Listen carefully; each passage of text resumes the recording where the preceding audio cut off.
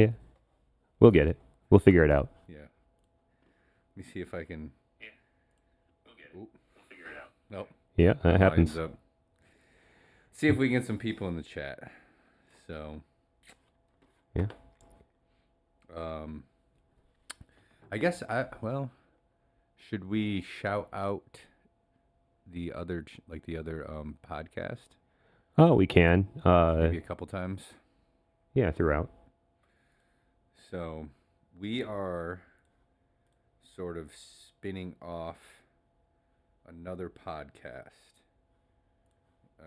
Well, I guess more so. I'm spinning off. I'm a guest on Acropolis Now. Acropolis Now, and we are trying to get this going. We're going to be a little more uncensored, free flowing, and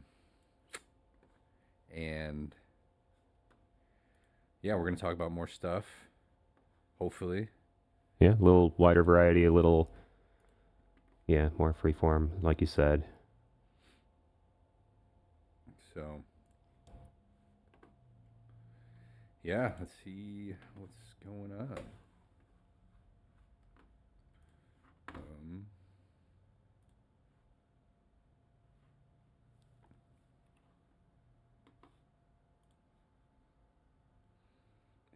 We got anybody in yet?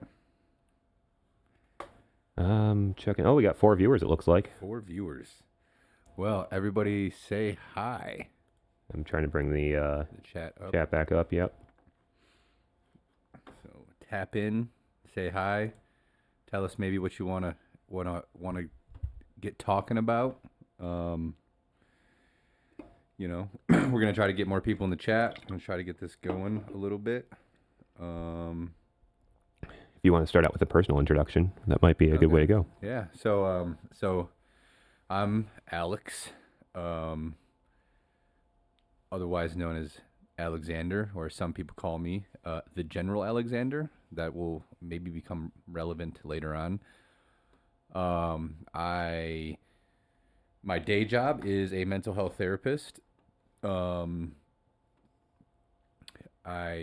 am involved in a variety of different hobbies. I have been doing jiu-jitsu for almost a year now. I'm very much a white belt. I'm not by any stretch of the imagination good at jiu-jitsu. I just kind of lay on people with my body because I'm heavy, and that usually works. That's good. Yeah, it's a good technique actually. It makes people mad. No, it doesn't. No, I just try not to hurt people. I recently got into playing ice hockey. I wrestled in high school. I pole vaulted. So I've always really been involved in athletics. And I got into social work when I was, goodness gracious, how old was I? In 2017. How many years ago was that? That was 7 years ago now? about 7. Yeah. So, was that? Oh, can you make that Yeah, let's bigger? make that bigger. Yeah. Make it bigger. Girls are good at making things bigger. So yeah, it was 7 years ago. I would have been 27. Yeah, I got involved in social work when I was 27. So I'm academically trained, mental health. I have experience working with homelessness. So that that's something, and I think something that we're going to talk about on this channel is mental health stuff. Yeah. Just because I also have a unique perspective and obviously training. I mean, in all reality, I'm 3 years in as a clinical social worker, which means I have a master's degree in social work. But Chadito. So yeah. I mean, yeah, I've been around. Yeah. So who are you, Tony? Let's hear about Tony. Yeah, I'm Tony. I work in sales. I am really into running audio and video, mostly audio. I like that. That's why I have this stuff. Yeah, we use Tim's space back here. Right. But yeah, we run a podcast for the store, the live stream, whatever. But yeah, I'm not quite as professionally involved in social issues, but I definitely have some opinions on those. But yeah, I'm here to just kind of add some color and make sure that everything goes live. Yeah. But you're going to be involved with this a little more. Yeah, I'm going to talk a little more on this. The other show, we talk a fair bit about 40K. They do. I, as someone who doesn't play 40K, don't have a whole lot to contribute to that conversation. So I tried once, but the set I Yeah. bought, the Blood Angel set I bought, still in its box. Oh, yeah. I mean, I've played a few of the games. I've played, mostly Blood Bowl, which it's fun. It's a lot more simple than regular 40K, but Is that like a computer game, Blood Bowl? there is a computer game of it, but it's kind of like a mix between chess and football Okay. and like a fantasy theme on top of it. So yeah, it's cool. It's very a lot of randomization with the dice, but yeah, but that's not what this show's about. No. No. Yeah, this show kind of separates We're going to... off the gaming stuff because like I said, I don't have as much to contribute to that, but for the social and other issues, I have a bit more. Yeah. So, so we're going to be talking about mental health. And, like I think that's something that is, I don't know, let's say relevant these days. There's a lot of podcasts and YouTube videos about, relationship and stuff like that. And, I think, what's it called? As somebody, that's the mentality behind role play games anyway, does that tie into fantasy realization?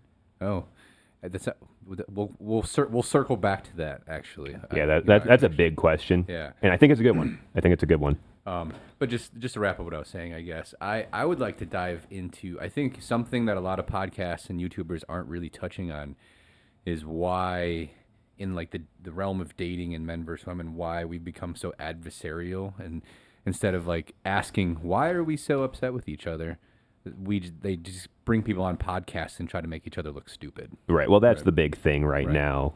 I mean, you get all those clips from the one podcast. Yeah, the whatever. Right. Yeah. And then other ones that imitate that one. There's, I mean, and it gets clicks. So, I mean, how much can you really blame them? But, yeah, that's not really what we're doing here. No. Because, I don't know. I think it's a little, I don't know. I don't know a good word for it. I don't know. I just think it's not productive. Let's put it. Yeah, that's probably a good way to put it. Yeah. It's not productive to just make people look stupid. Yeah. Just dunk on Right. people for, yeah. So, but, yeah. So, okay, to go to V Marvel's question. She's also from a regular guest on Tim's, or in the chat on Tim's channel. The mentality behind role play games anyway, does it tie into fantasy realization? I think from that perspective, I think it sort of goes along the same line as like almost anything, like because everybody sort of wants to live out a fantasy, right? So that's why we invented stories and books. Those were the precursors to like role-playing games, and role-playing games were precursors to video games like Halo, right? And part of the reason why Halo was so successful is because you play this first-person shooter, and you never actually see their big thing was Master Chief never took his helmet off. And I know a lot of people have problems with the TV show because he doesn't have his helmet on, or he's like, it's not true to the game. It's like, they're telling a different story, so chill out. But the biggest thing with that is because we never actually see Master Chief's face and he always has his helmet on, we can all pretend to be him. So in a way, Halo was the ultimate role-playing video game, And I think that's why it had such great success when it like first came out. And on top of just being a decent first-person shooter at the time. Yeah. Yeah. Yeah. And I've heard a lot of, not to change the subject too much, but back to kind of another angle that the question I think kind of hits is the mentality behind role-playing games. Is allowed for people to visualize themselves as the hero. Yeah. Yeah. I think it's encouraged very much.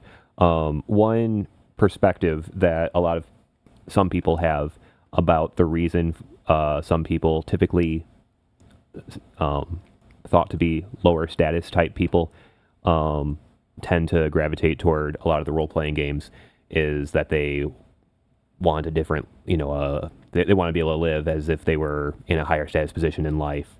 And I think there may be some percentage of the players that fit that description, but I don't think that's the standard. I think some are, but I mean it allows anyone to kind of have their own story, and a lot of people just play people different from themselves. Yeah. I ironically enough, I tend to make characters that are more like me. I do too. Yeah. Yeah. Because I don't know, it's hard for me to play. Sometimes it's hard for me to play other characters. So, I never like it. yeah. So, But yeah, then you see some people who make a extreme hero, some people who make a intentional idiot, right. and have fun with it. Yeah. Which I think is also why I'm not a good actor. Because Oh yeah, me neither. No, I can't. I can't. Identity continuity. I suppose. Right. Maybe. Yeah. It could be an identity thing. I don't know. Yeah. So, where did Aeon Darky? Are you still here? Oh, Did you leave? did they delete? Oh no, they're up at the beginning. Yeah. Yeah. What say you, Aeon Darky? He might have left. Yeah. I mean, waiting for comments is difficult because it takes a minute for it to get out there. Then they gotta type. Then That's true. Yeah, I mean, let's see. What other... I don't know. I guess in the... Oh, well, that's a big one too. But there we go. What mental illness do you think is the most prevalent at the moment? Whoa! Yeah, you are slow, aren't you? Slow boy. Man, oh geez. I think, in my opinion, in the short span of time that I've been doing clinical work, I think one of the biggest things is people have really lost meaning, and people put too much emphasis on external validation.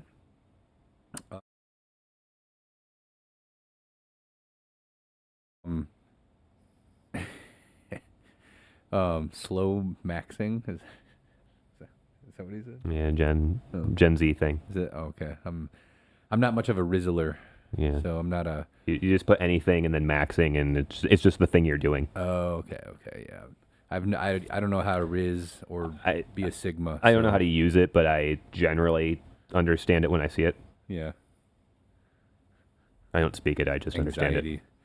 One of my friends said one of the biggest things is anxiety, which I think a lot of anxiety stems from like, whoa, what do other people think of me? Yeah. Right. Yeah. And that causes a lot of anxiety. People are like, well, I'm going to go out and, what are people going to think of me? What are my friends going to think of me? What is this random stranger going to think of me? Like, I have a lot of people that come in and, they're worried about what some person that they're only going to meet one time in their entire Yeah. life is going to think about them. And it's debilitating. Yeah. It's debilitating. to Yeah. them. I So- know at least one person who, just like is completely debilitated.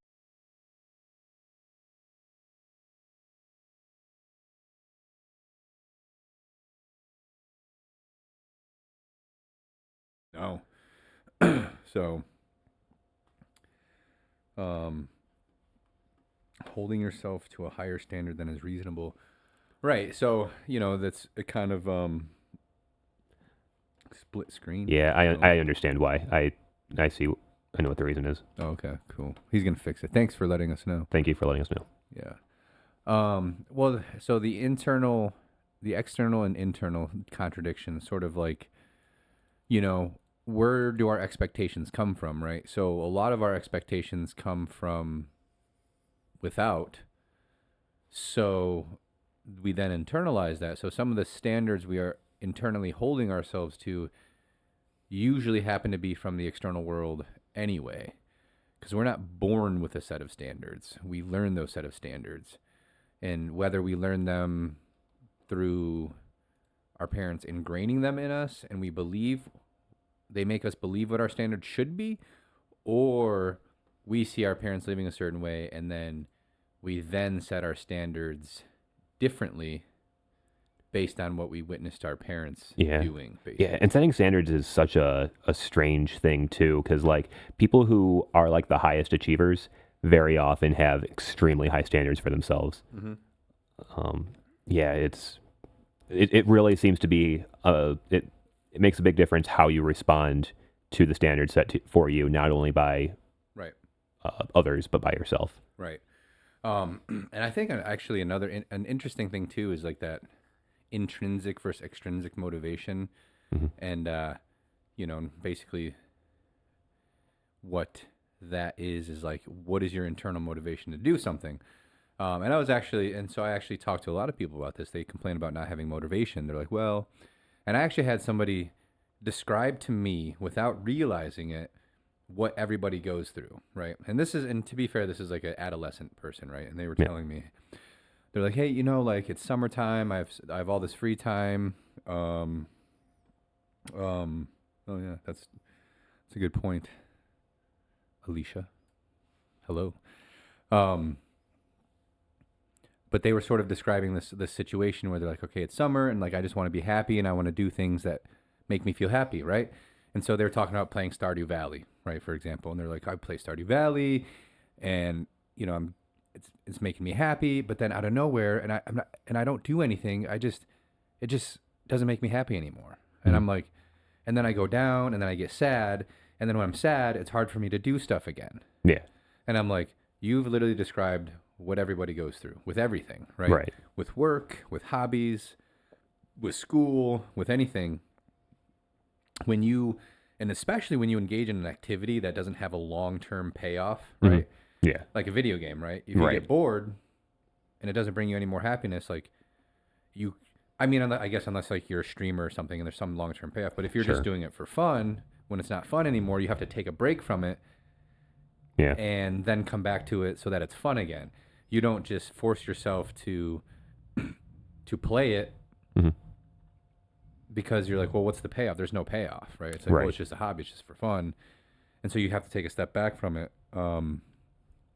And so they were like, well, I don't know what makes me happy. I'm like, well, you kind of have to figure out something to do that has a long-term payoff from forcing yourself to do it. Like, you know, the easiest example I tend to give people is like going to the gym, right? So, you know, for me, it's like, I've basically been in and out of the gym.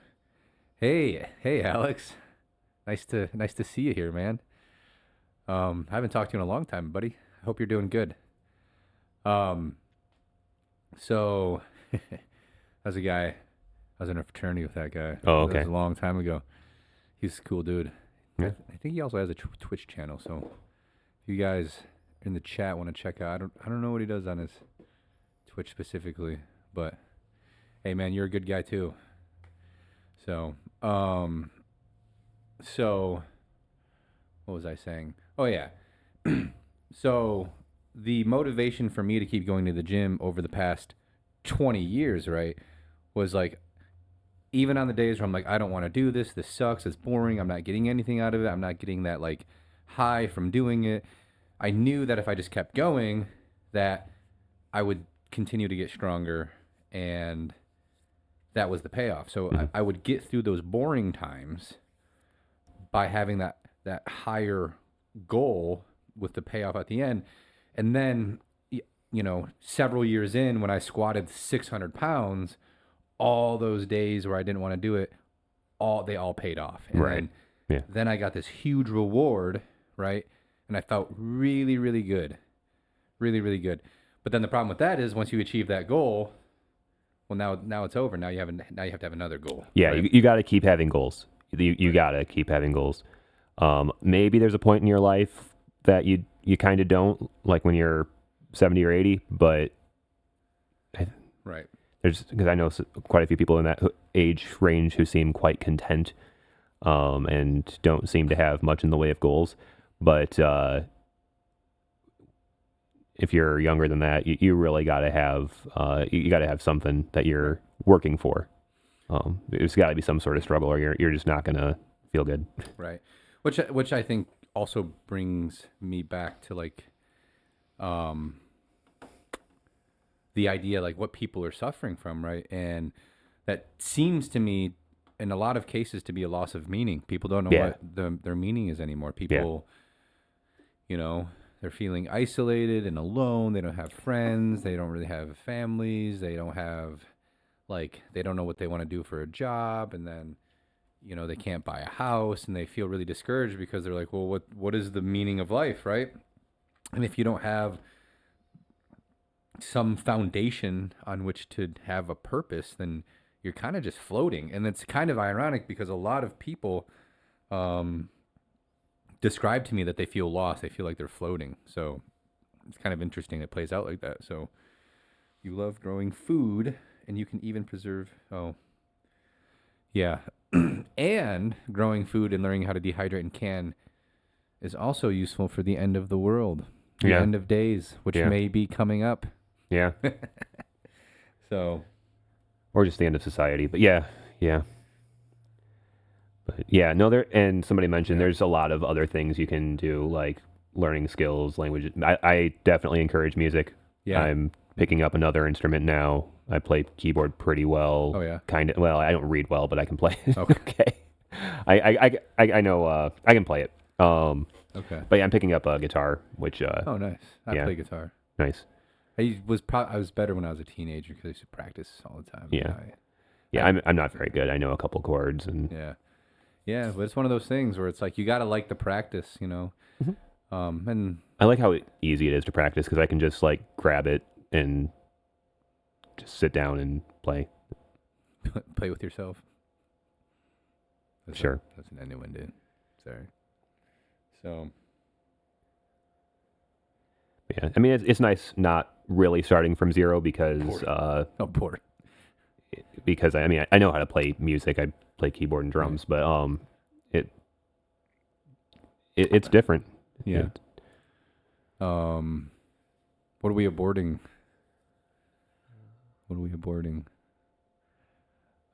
Guitar with a bow is dope. Okay, Led Zeppelin.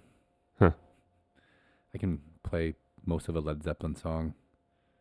I think it's Black Dog. I think I can play Black Dog. Oh, well, most people go for Stairway to Heaven. Oh yeah, I mean I learned how to play that too, but I haven't bothered. Just yeah, that's abort that. Oh okay. Oh yeah, is that? oh, okay. Yeah. Oh yeah. We're talking about practicing our instruments by ourselves. That's what we're doing. So And Dark says, what do you think of the uptick in depression in millennials and later generations? What changed oh, to move yeah, this is in that direction? They suspect social media. I don't think that's all of it, but I think that's I don't think that's helping. yeah, no, it's not. Also, yeah, we are in a game store. This is the studio we're using, by the way. So that's why there's the 40K stuff. I actually tried to get into it. I tried to build a set, and it didn't get built. So I Yeah. never really played, but I know some of the lore. So, but going back to the uptick in depression in millennials and Yeah, that's what I all just that read. jazz, yeah. So I definitely think social media is a big driver of that because one of the things that we've seen in big cities, but even before social media, is when you live around a lot of people, you have a lot of different chances to compare yourself to other people. And now, with the advent of social media, we have instantaneous access to people that live completely unrealistic lifestyles and are very manufactured and things like that. And even when they're not, like we have instantaneous access to compare ourselves to every single rich person who decides to post, and fake rich people who decide to post on Instagram, Facebook, Twitter, Twitch, YouTube. Like, there's so much out there. And I think social media doesn't really bring a lot of accountability into people's lives. So there's a lot out there that helps people justify right. But there's a lot of people out there who also use their platform to, like, offload accountability. I see a lot of videos where, like, you shouldn't apologize, or you shouldn't have to conform to society, or you shouldn't have to do this, and because of your ADHD or because of this, and it's like it's kind of a slippery slope, right? It's like there's a certain extent to which you have to understand that you may have whatever these diagnoses are, but you still have to live your life. Right. And a few people, there's a number of people who try to make an excuse not to. Right. And other Alex brings up that that limits uncomfortable issues. Booth, that limits uncomfortable issues. What do you mean by that? Because there is like some, like, social media is interesting too, because we do have the opportunity to talk about uncomfortable things, but if you talk about it in a way that, yeah, exactly. If you talk about it in a way that enough people don't like, and especially certain groups of people don't like, you can be completely deplatformed, right? Yeah. So then it's like, you kind of have to be careful about how you talk about certain things, and we'll be wading into those waters ourselves, right?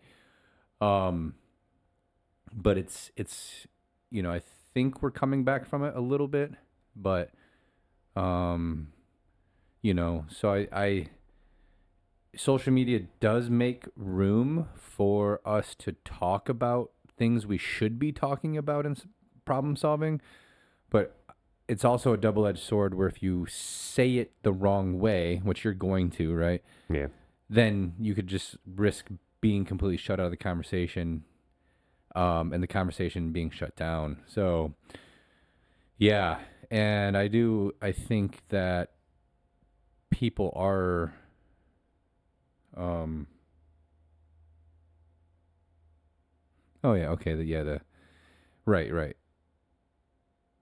The Socratic salon type of convo.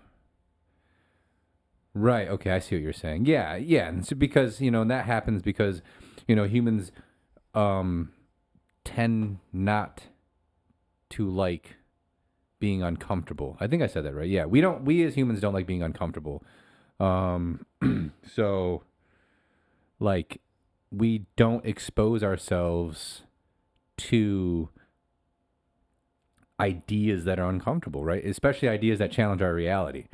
So, who's this? Completely Selfish. I like that name. Somebody's saying that something shouldn't have happened, even though it did.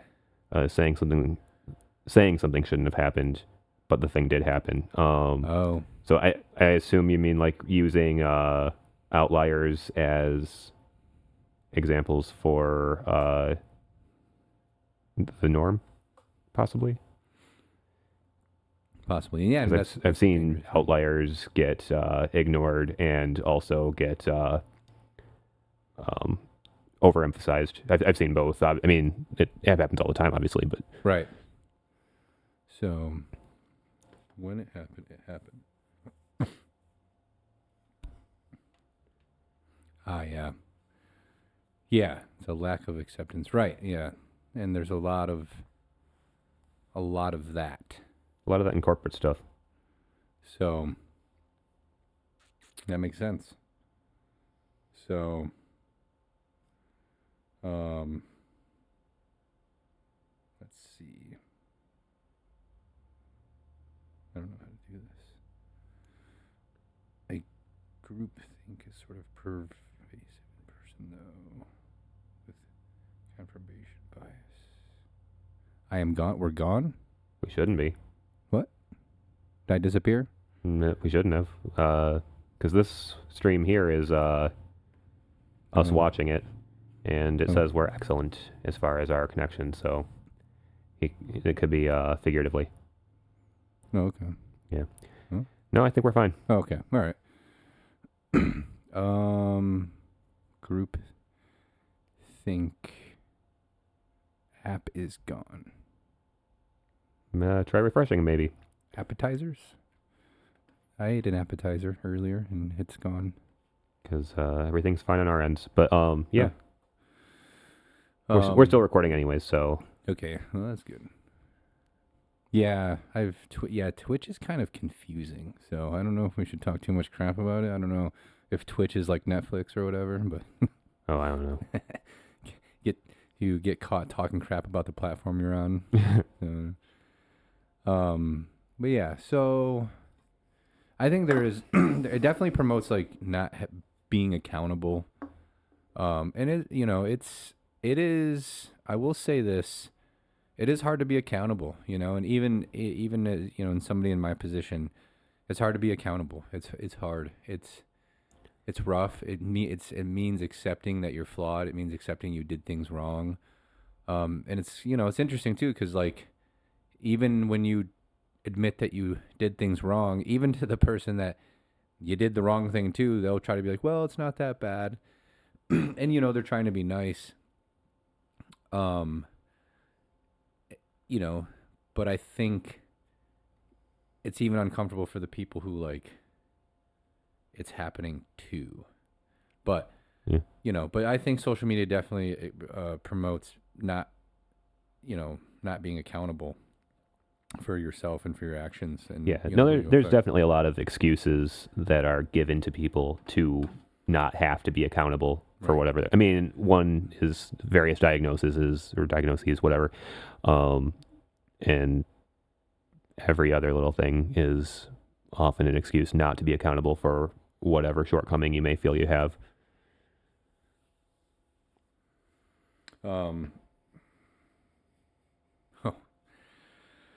The health of relationships. I mean, I think social media amplifies anything that is unhealthy. It will be definitely amplified. So if there's trust issues in a relationship, I think social media can exacerbate that for sure, especially if like, and I personally think, McDojo's easy. Yeah, exactly. I want 5 black belts and I don't want to work for them.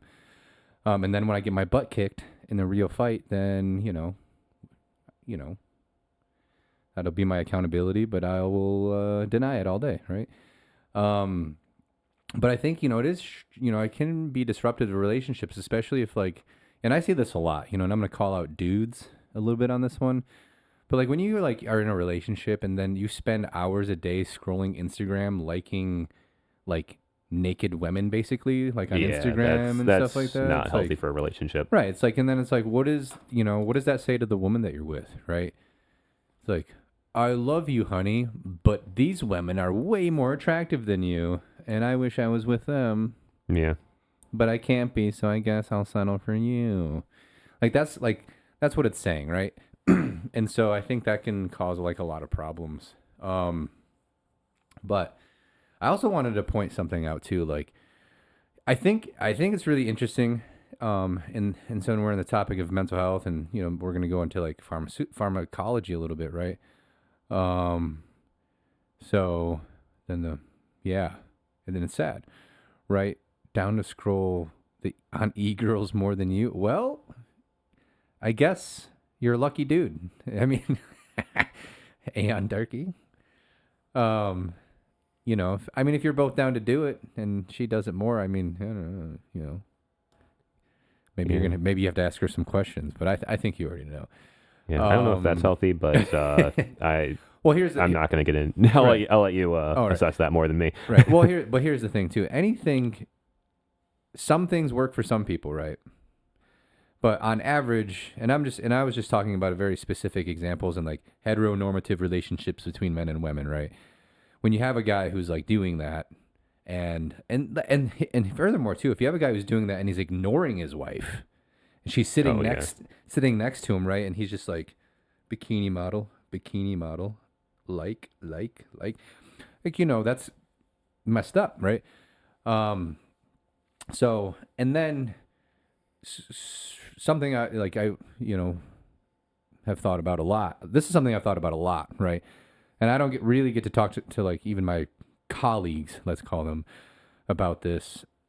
But I think it's very fascinating and sort of what Darky was saying. That's also not how you pronounce his name. I'm just saying it that way because I'm a jerk. We have increasing rates of depression and anxiety, but the entire time the rates of depression and anxiety have been going up. We have been prescribing more antidepressants and more anti-anxieties than ever before, but it keeps going up, right? So then I have to wonder, like, what are these drugs actually doing? Are they actually decreasing the intensity of the depression and anxiety? Which, yeah, I would, in working in what I work in, like I can see that it helps. But the problem is when you read the research, and I've read the research, and a lot of people don't like to circle back to the research. Depression medication and anxiety medication have a place and a time, right? And they have limited efficacy as far across time, right? So most depression medication it works. It seems to work well in acute scenarios. Right.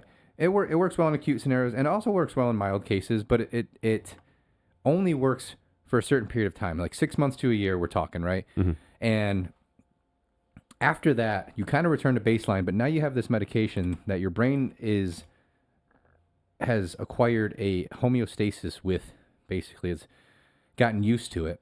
And now that it doesn't work anymore, you have to increase your dose, change the kind of antidepressant that it is, because there's SSRIs, SNRIs, goodness gracious.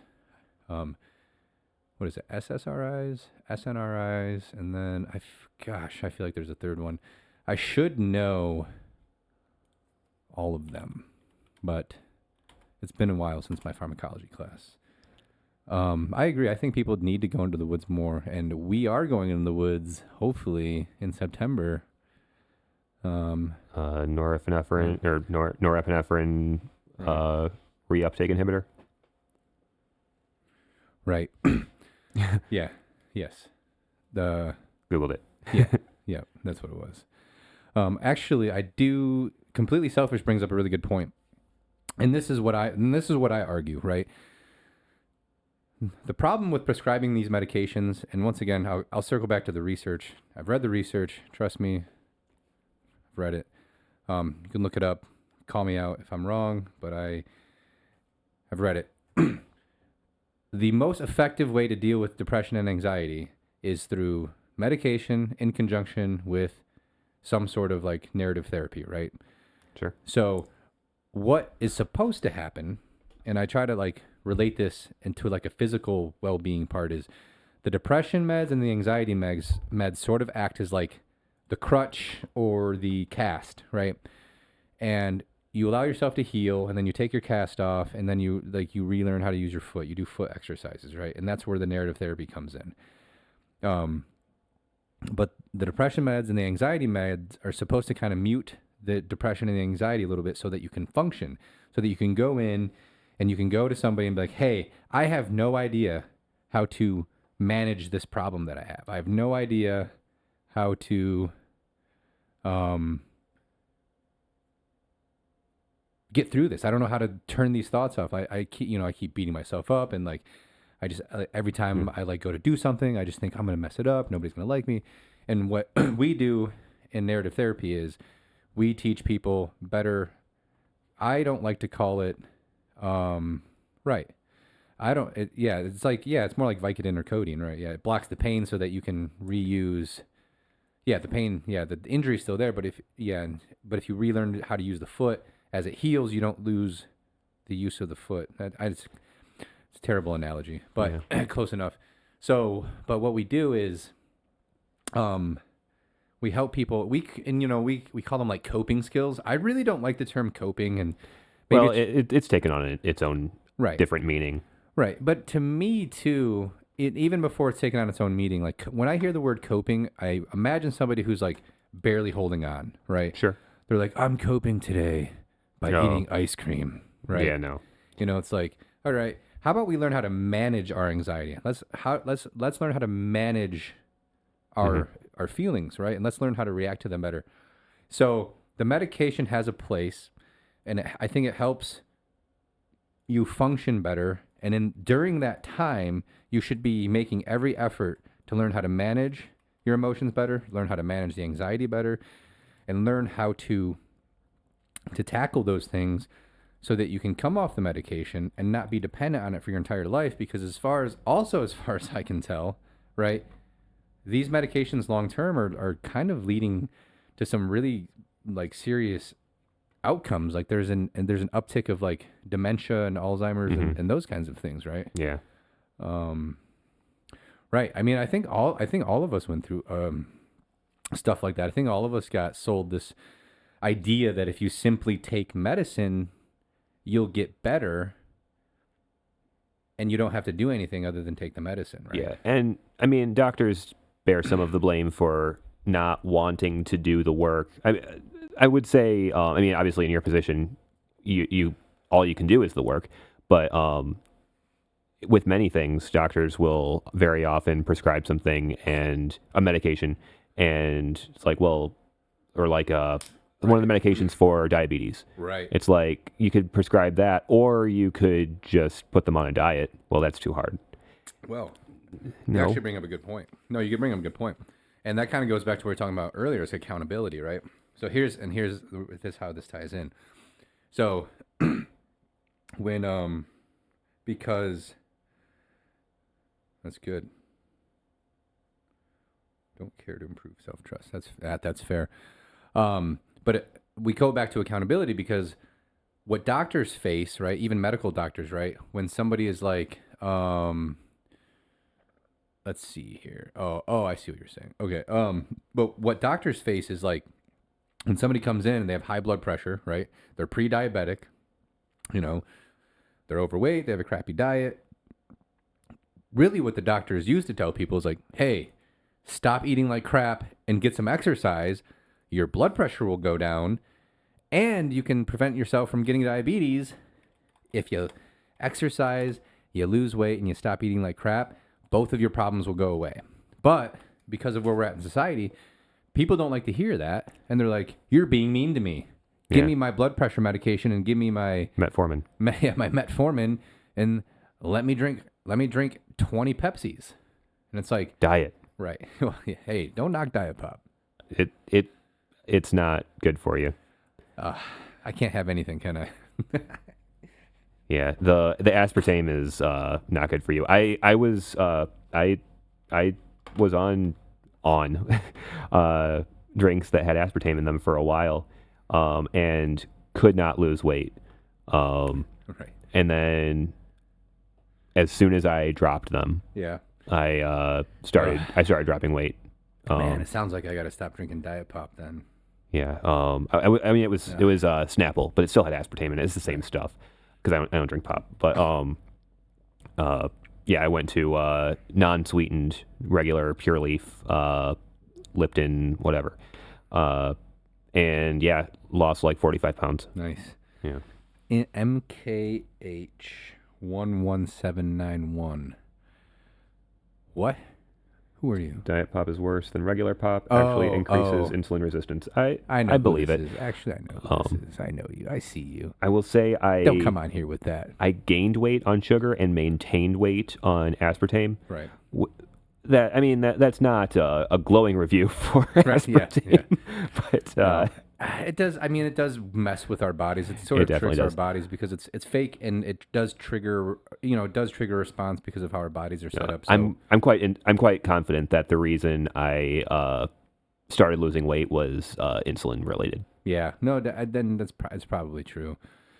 'Cause So I think the insulin resistance or whatever was preventing. It was just telling my body, yeah, we need this. right. We didn't. So honestly, too, like I shouldn't. I mean, I just like once again, like here's me not being accountable. Like whatever, I drink Diet Pop, it's fine. At least there's no sugar in it. And I'm lying to myself because yeah, it's probably not good for us. It's just like it's literally like a bunch of chemicals mixed together, and they're like, here, drink it. And I'm like, all right, it tastes good. right? And so honestly, it kind of reminds me of the argument. It's like smokers arguing with vapors, and they're like, "Well, vapors like, well, at least I'm not smoking cigarettes," and it's like it's still bad for you, Right. right? So I feel like a vapor. I feel Yeah. like I'm a vape. I'm smoking a vape. I'm like, I don't drink regular pop. I drink Diet Pop. It's Yeah. better for you. It doesn't have calories. There's so much controversy in Right. vape versus Cigarettes. cigarettes. Yeah. Yeah. If I'm Like gonna they kill can't seem to myself, decide. yeah. Yeah. I mean, but in all reality, they're both bad for you. Oh yeah. Right. So it's like there shouldn't even be a debate. It's like why are we having a debate of like which one's gonna kill you first? You should breathe as few things as possible. Right. Air. The only thing I want to breathe is I don't know if we can say it on here. So Well, yeah. yeah. Everything's bad for you, and I think ultimately too, you know, going back to the accountability thing is yeah, exactly. Everybody who breathes air is oxidizing their lungs, and we're dying. You'll die faster if you don't, though. Yeah, that's fair. Although sometimes I do like a good chokey choke. That would also be that's true. The advice is bad. So, yeah, supposedly. So, you know, but once again, we sort of talked about this on the other podcast. Like, how do we even verify information anymore, right? So, Yeah. It's a bit of a jump, but yeah. right. Well, it was because V Marvel brought up a good point about like, you know, the vape is at least less worse for second-handers supposedly, and you know, Supposedly, yeah. it visually disappears Right, faster. right. I don't know. It smells better. Yeah, it does smell Usually. better. Yeah. Yeah. I mean, I will say a really good like pipe tobacco Mm-hmm. does not smell bad. That's true. So,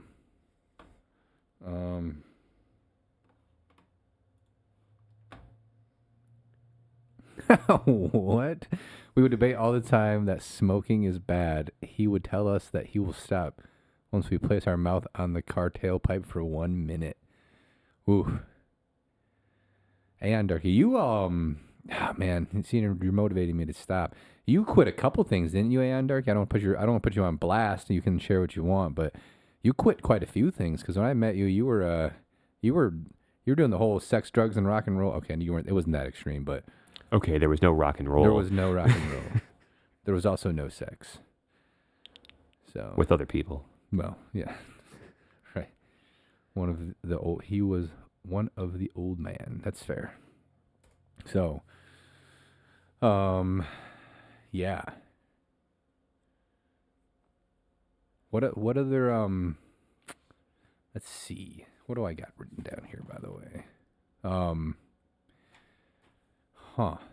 How many ladies do we have in the chat? Okay, you overachiever. You don't even drink coffee. Well, Yeah. I don't drink water, But man, I should. yeah, man, I'll have to not lady. Okay, yeah, man, I'll have to hit you up, Alex. It was nice for you to pop in. I haven't talked to you in a long time. I hope you're doing good. So he quit smoking, drinking pop, and started eating healthy and working out. Well, you became a Chad. That's cool, man. I need to work out more. Yeah, it's rough. I mean, I work out a lot and I'm still chubby, so but I eat like dog poop. And you know. So, I don't know, I think one thing that I'm wondering about a little bit and I just want to get a sense of this cuz honestly if like, let me if people would be interested, you are a Chadito. Yes, you are. Well, how would you pronounce that in French? A I don't know.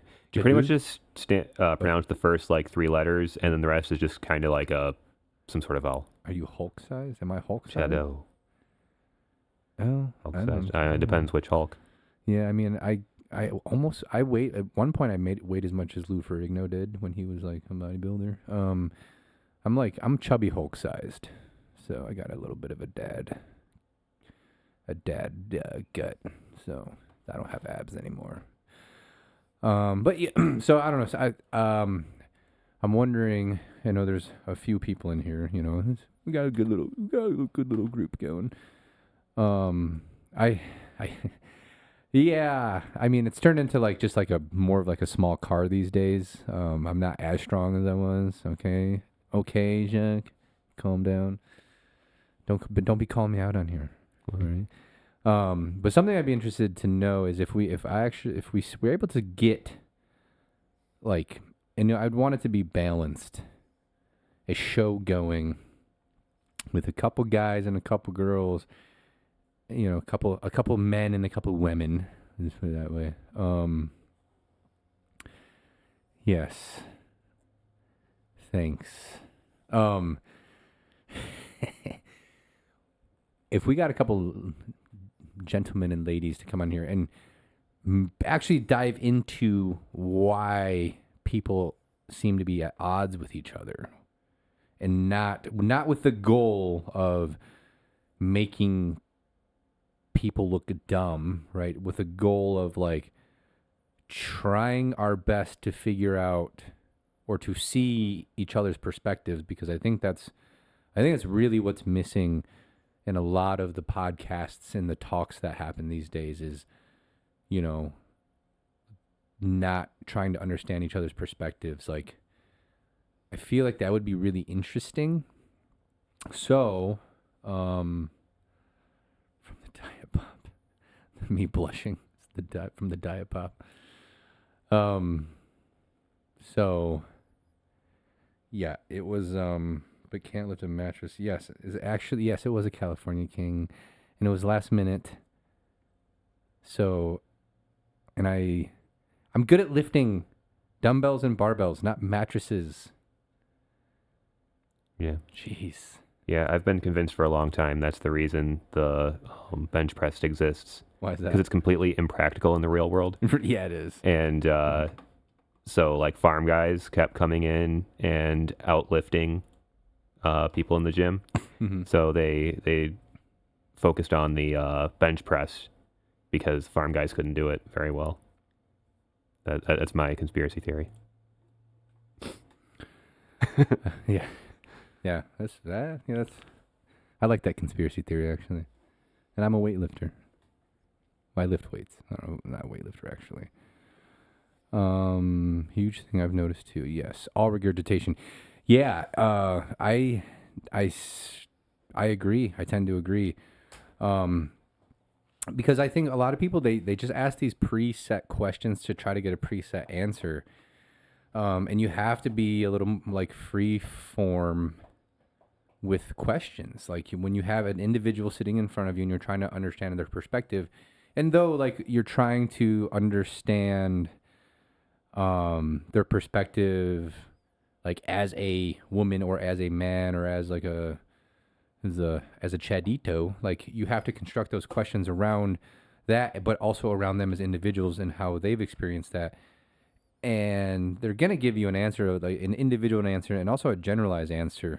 But I think it's interesting to if we got a couple people, and if they, two guys and two girls, let's say, and the two women answered a question, and they both had a very similar answer, then we can start to say, okay, like clearly there's some commonality in this experience as a woman, right?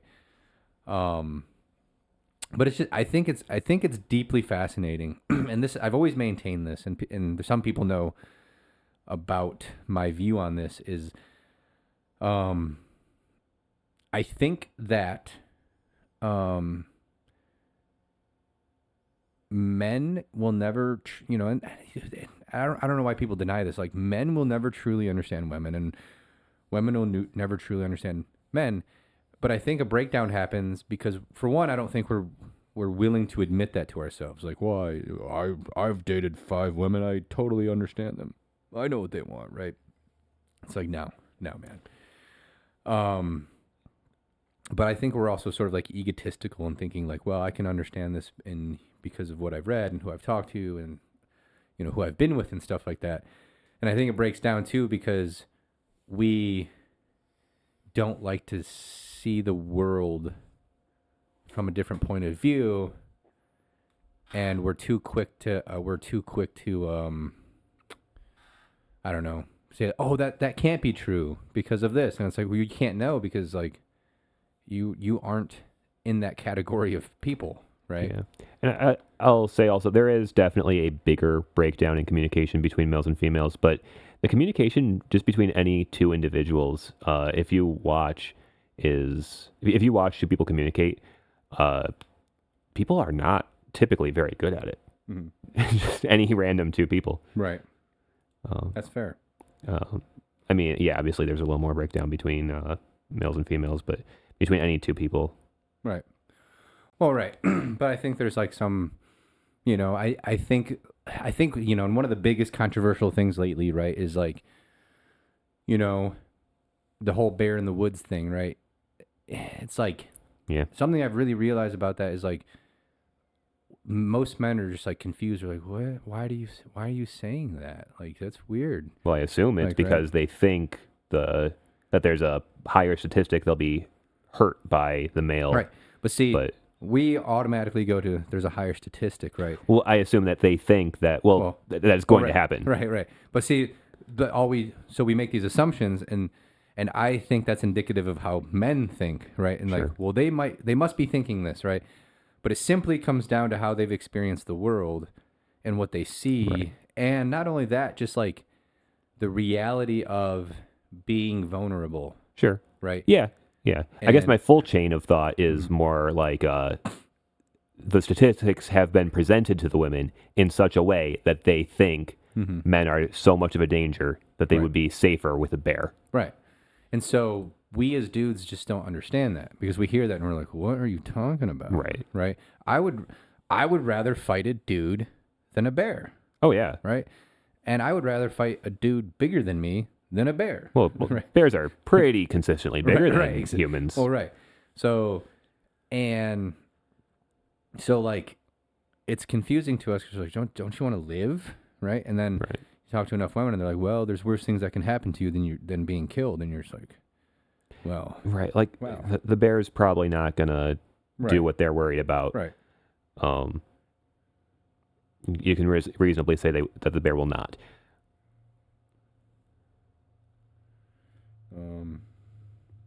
Right. Well, that's hard to say, right? That's hard to say. To on Darky's point is, it's hard to say, right? Because when right, and we kind of have to go into this whole thing, right? The average male human being is bigger and stronger than the average female human being, right?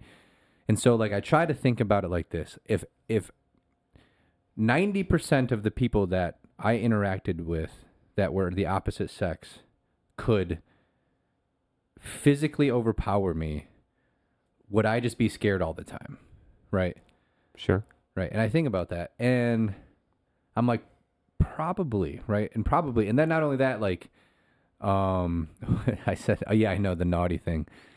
I said it very as eloquently as I could. Male human being, female human being, on average, right? Well, it could be. So It could be sexually or otherwise. right.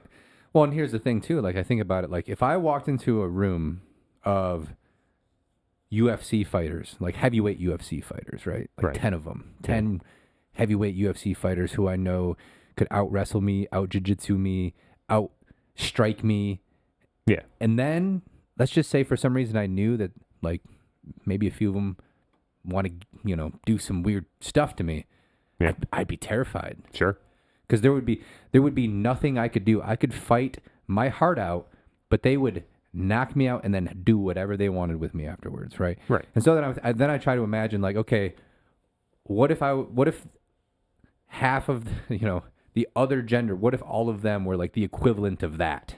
Yeah. That would be kind of scary, right? And I think the thing is, like, it's not that it's ingrained in them to, like, just be fearful. It's just like, when you don't know, and this is a hard thing to accept, when you don't know which one is safe, because if it is only 1 in 10, that's still 10 out of 100, right? Right. 100 out of 1,000. And if you interact with 1,000 people every day, Yeah. there's 100 people that might be. So then you just get into this mindset of, like, okay, I have to be afraid of every single one of them, right? But then I think that also speaks to another problem,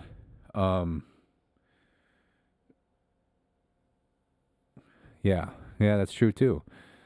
Then you run into another problem too, and this is where an accountability comes in. Is it is humans in general a little bit. We as a society aren't. We're not making people feel safe. Maybe. So, and I mean, Right. Traditionally, the thing that keeps women safe is yeah, right. a man. Yeah, right. And that's not encouraged. Right. So to that extent, I very much agree with that statement. Mm-hmm. But yeah, also another thing about the bear versus man thing, I wonder how much of males' strong reactions to this is projecting. Right. Because, I mean, you hear that question being asked, and you're going to likely, as a male, project yourself into the position of the male there. Right. So, like, you think, I'm not going to hurt a female. Right. And I think that's what it is, right? And I think the other problem with that question too is it got weaponized, because the knee-jerk reaction is like, well, you're asking me, like, I wouldn't do that to you, right? And they're like, well, why? And so it's like, well, and then so when the guy answers it the wrong way, right? Because there's a whole bunch of videos of that. If you ask your man this question and he answers it this way, he's part of the problem. And it's like, probably not. He's probably not. But like, he's probably just confused, and he's probably putting himself in the position, like you said. And he's probably confused, like, well, I wouldn't do that. So this question doesn't make sense, right? So, right.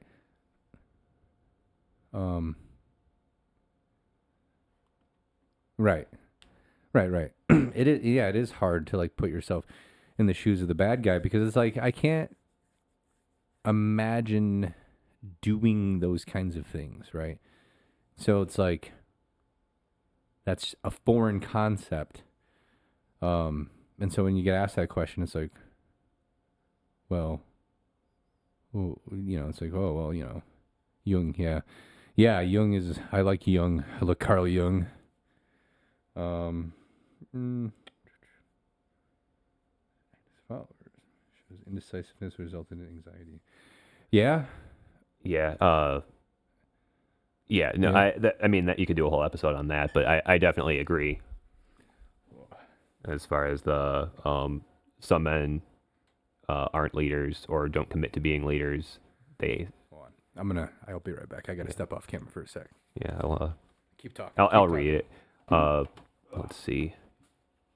Here. I'm just gonna bring myself up real quick. All right. So yeah, the comment was, I noticed some men who are leaders don't commit to being leaders. They sometimes act as leaders. And they say this shows indecisiveness, which has resulted in anxiety in this person's life. And yeah, I definitely agree.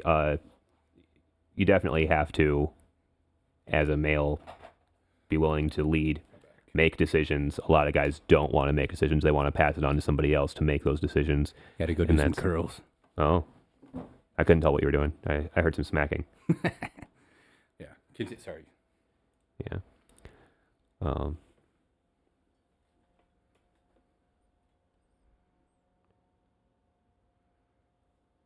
But yeah. Yeah, indecisiveness. It's not just indecisiveness or lack of leading. It extends beyond that. But yeah, and I've also seen situations where females do take the lead, and it's not necessarily bad for them, but they the guy seems to be he becomes incapable of making decisions, and like throughout all of his life, I've seen it with a couple different guys, and yeah, it's interesting to see.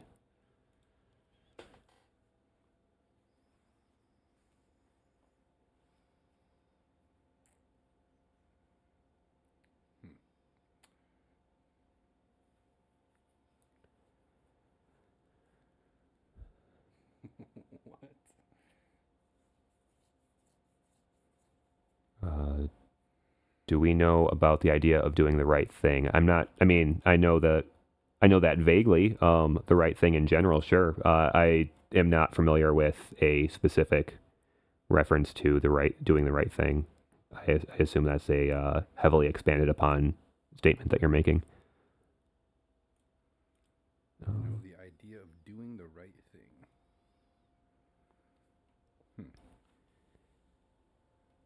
And where does indecisiveness come from? I don't know. I think indecisiveness comes from. There's a variety of reasons for that. Like sometimes it's from making a perceived incorrect decision in the past and fear of doing the same thing again. It could be a lot of reasons. I think it's also a learned. Oh, yeah. It's a lack of. Well, yeah, that's one way you can learn it. Right. But yeah, Yeah, and because I think Completely Selfish said it earlier, just like men who are leaders don't commit to being leaders, some act as leaders. Like, so if you're, let's see,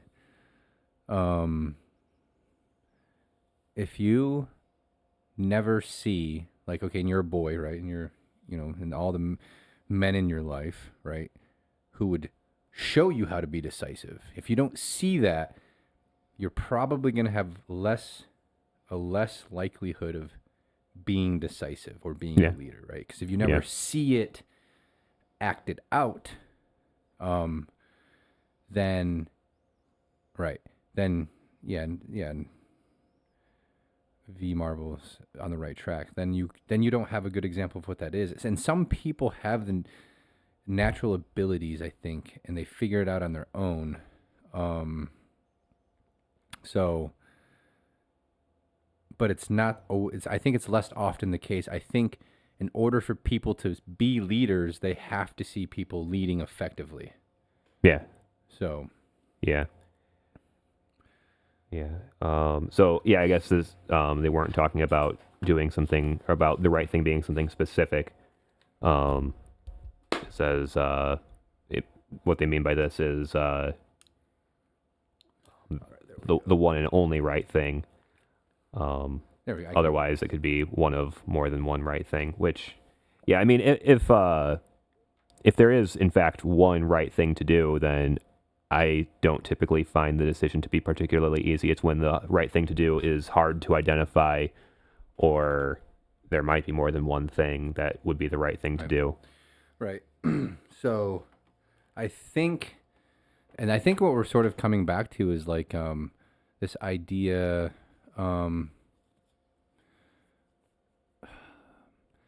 Is the idea of like what is it called? Objective morality, like like Possibly, but also, I mean, I guess one thing it could possibly be relating to is there are people who will not make a decision. Right. Like Okay. they will, like we'll say at work, they'll go to their supervisor and ask them, like, what should I do when the two things they're presenting are very obviously one is not the right thing to do, Right. and the other thing is procedure, the right thing to do. But they'll still come to the manager or supervisor, whatever, and ask, what do I do here? It's like, that is something that happens. I've seen it happen a lot. And it's like, why is this question being asked? Right. But they refuse to make a decision. Even if the decision, I perceive it as being already made. It's like, you do the right thing. Right. but they don't, no.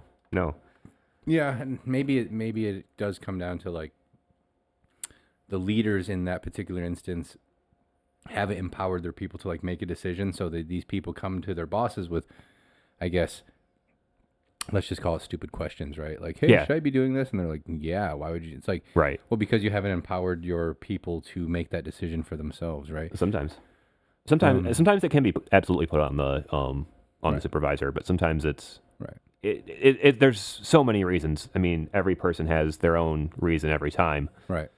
so it's not as simple as just putting one answer on it. Right. But going back to like doing the right thing, like outside of like, I don't know, like the practice of a business too, like, I think there are right things, right? If somebody's getting beat up, right? Yeah. Like, do you save that person Right. from getting beat up? Right. Right. Yeah. If somebody's being mistreated, do you bring attention to it and try to like, and you know, and like I can use examples in my own life. You know, and this came a little bit later in life. Like there was a situation. What if it's Hitler? Okay, well, you know, given the knowledge that we know it was Hitler, then yeah, we would probably just let him get beat up, I guess, right? Whatever, you know. Well, especially if it's Hitler, you got to stop Right. them. Well, No. you know, No. right. But like, you know, outside of, you know, hypothetical examples that may never actually happen, right? You know, I can think of a couple times where like, you know, I was at a bar one time playing pool, not drinking. And this brawl broke out between like 15 to 20 guys and like 3 guys. Okay. Yeah. And these 15 dudes, they were drunk and they were like just completely beating the crap out of like these 3 or 4 guys. And I wasn't going to get involved, you know, they're kind of trading punches and like I was like, all right, you know, like it's none of my business, right? But then it took a turn for the worse, and I see this one of the guys there was only 3 or 4 of laying on the ground, and there were 3 people just beating the stuffing out of this guy. Yeah. And one of them decided to start heel stomping this guy's Oh. head. Yeah. And I was like, as a human being, I can't watch this happen and do nothing, right? So I was like, all right, here we go. So I went in there and I pulled, you know, I threw each one of these guys off this guy that was laying on the floor just getting absolutely stomped on, right? And then this other guy who was just railing on him, I put him in like a rear naked choke. I dragged him off, right? And, you know, the consequence of me saving this dude was this guy, he's like, let me go, let me go, let me go. I'm like, all right, I'm going to let you go, but you need to stop. Like, this is out of hand. I let him go. And this guy was all about destruction, right? And these are people that are just, you know, out of control, maybe sociopathic, whatever. I let him go. He turns around and hits me immediately, right? Right. Yeah, most people are terrified, but you know, and I only let it get to a certain point, you know, and this is my subjective like example of like morality, right? Because I couldn't sit there and watch somebody maybe die, right? So Right. but the consequence of it too is like you're putting yourself at risk, and I accepted the risk. And this guy hit me in the face, and then I was with some people, and they kind of jumped in to come and defend me, and you know we were slowly breaking the fight up, and I was kind of getting like punched, and I like popped up, and these other guys in the party, they looked at me, and I looked at them, and I'm like, look guys, like what's going, you know, I'm trying to stop the fight, and they're like, you punched somebody. I'm like, I didn't punch anybody, guys. And then I got punched again. And I was like, all right, here we go. And like, you know, thankfully all these people were drunk and none of them knew how to punch. So like I had like the inside of my lip got cut. But like ultimately like the police got called and, you know, it ultimately got broken up and thankfully the guys that absolutely got stomped on, you know, they're all okay. They had some pretty big stuff, but like that was just an instance where it's like that to me was like objectively wrong. Like like for one, whatever verbal exchange those people had, it was not appropriate for 10 people to be beating up 3 people. Because Right. the only thing that had happened in that instance was some verbal exchange. There's some verbal disrespect. Sure. And these people were just so disrespected that and you know, maybe they didn't think about it, but it's like they could have killed those people, right? And so that just blows my mind. So, and yeah, I think most people probably wouldn't intervene. But what if it was the result of karma? Do I believe in the existence of karma? Oh, I don't know. I don't know if there is karma. I don't think humans should be taking it into their own hands, I suppose. Yeah, exactly. One punch can be deadly. So, and I didn't throw a single punch that night. So I restrained some people and I took a bunch of hits to the face. I knew how to defend myself, but I didn't throw any punches that night. So, cause it just, you know, because it wasn't my fight. So, and even though I got punched, like one of the people that punched me probably weighed like $140. Oh, yeah. And he punched me in the face and it didn't do anything. I did throw some riz. He punched me in the face and I just kind of looked at him and he looked at me and he realized that like it didn't like Yeah. he realized he looked at me and he was just like, oh, I messed up. And I just looked at him. I shook my head. I'm like, whatever, dude. And he kind of like ran away because Yeah, some people don't realize that just punching somebody like without knowing what you're doing. Like I don't claim to know what I'm doing, but I barely know. But right. I mean, I could probably outpunch that guy, but I mean, if he weighed that much, I mean, but they don't realize there's such a big difference between people who know what they're doing and have some strength versus people who have neither. right, neither the strength nor the technique. Right. So, as in, what if the one who was attacked did that to somebody else earlier in that somebody's life? I confused myself. Like if they had, So if they had more history together. or like I think what they're saying is like if the person who was on the laying down on the ground, Oh, like if they deserved to be. punch in more efficient locations. Oh, Well, yeah, you can do that too. yeah. So if the person who was laying on the ground getting stomped, what if they had stomped somebody earlier in their life? Well, that's such a hard thing to reason out. What if they did stomp somebody in their life, but then they felt bad about it and have done everything to like make up for that, and then they randomly get stomped because they said the wrong thing? Like I don't know. There's too much. Yeah. I think there's too many variables in that. Yeah. I definitely don't believe in karma as a force of nature or morality. Right. I know some people do, but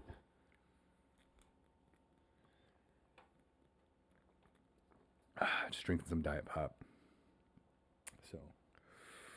So, yeah. So it's kind of an interesting journey. I got it back later. It didn't matter that I stopped. I mean, that's an interesting thing. I mean, if you believe in your own life, right? And right. sometimes it could be you seeing it as your sense of you noticed it. Mm-hmm. Yeah, I mean that's hard to say. Completely selfish. Yeah, I mean you're some. Oh goodness. Okay. Tony's going to do something. It's hard, it's to say that you earned something maybe isn't necessarily true. Maybe if the person that you did that to, I don't know, came back and kind of like wasn't nice to you, right? Okay. Right. I mean, sure. Karma is about accountability, but I think divine intervention, I'm not sure about divine intervention. Maybe. It's hard to say. The universe works in mysterious ways for sure. So, but I feel like you can have accountability without retribution, right? So just because just because you did something doesn't mean it has to happen to you for you to be accountable to your actions. So, like,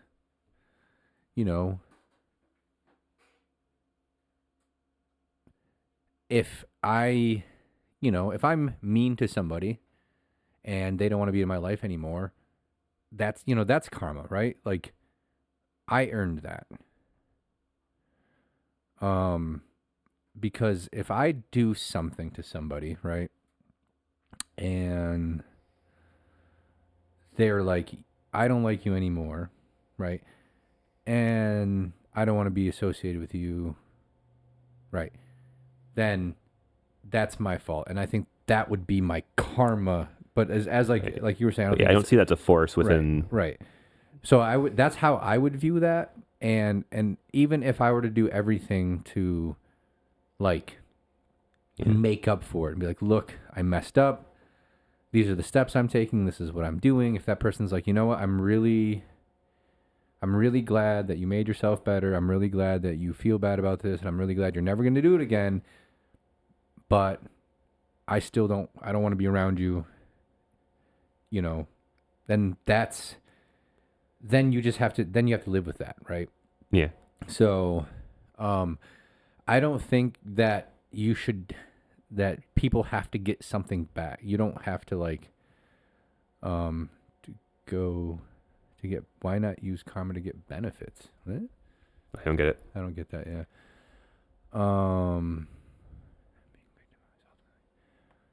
Karma is deserving bad things. Yeah, I agree with Aeon Dark. Yeah. I mean, yeah, I've used I don't believe in luck either as a like a force within Right. the world. But I mean, I'll use the term luck just to describe, just the collection of things that aren't controlled Right. either by people or possibly divine. I don't know. I'll put it this way. I think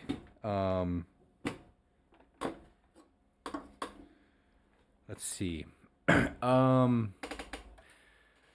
I think luck is the accumulation of skills and talents and being able to use them at moments in your life. Like, Oh, I don't know. I feel I just kind of think of luck as just what like the things that can't be controlled just can still go in your favor. right. I guess, okay, let me ask you this. Like, you get in a car accident and the semi truck lands an inch away from your head and you live without any injuries. Is that luck? Who knows? Right. It could be, could be divine intervention. I don't know. Right. You don't really know always what would fall into that category. I mean, I don't. Right, yeah. Like I said, I don't believe in luck as a force within nature. So Okay. Yeah. what is it? It's just what it's just kind of a catch-all for things out of our control Yeah, I see that. or that aren't being controlled. So, but I don't like. I also don't like the idea of luck because I think people misuse it too. Like, when somebody gets a job, right? Mhm. Because they met the CEO, and they impressed the CEO with their knowledge of whatever, right? Yeah. Well, it wasn't luck that got them the job. Right. It was the knowledge that they had and their ability to present it to this person. Right. It may have been luck that They met put this- them that they met. Right. Yes. So when somebody says, "Oh, you're lucky you got that job," it's like, "Well, actually, and it may not have been luck that they met the CEO. Maybe they're like, I know that this person's going to be here, and I'm gonna try to run into him." Yeah. Right. Yeah. And yeah. So copyright pending. Oh, luck to me is the random number generator in the universe of moments. Copyright pending. Mm. I'll copyright you. I don't know what that means. Don't quote me on that. Yeah, if it's a phrase. I don't know if it's copyright or trademark. I don't know. Maybe it's trademark. You have to trademark. Are karma and karmic energy two separate ideas? I would postulate that they are for people who believe in that stuff. So, but yeah. So, does random actually exist? Isn't that is the universe deterministic idea, or no? Probably. Yeah. Yeah. I would say yes, it exists. I mean, I can't prove it because the people who argue that it doesn't have some argument that usually calls for some specious proof, but Math suggests that random does not exist.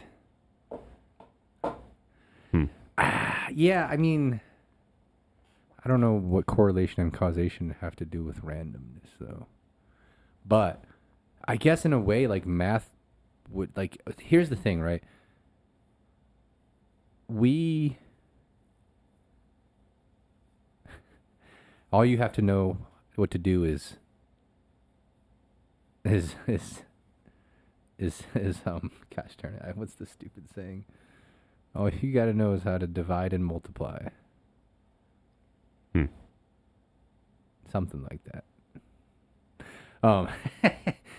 So I have heard like the idea that basically if we were able to calculate things given like all of the information possible, we could basically predict what was going to happen, right?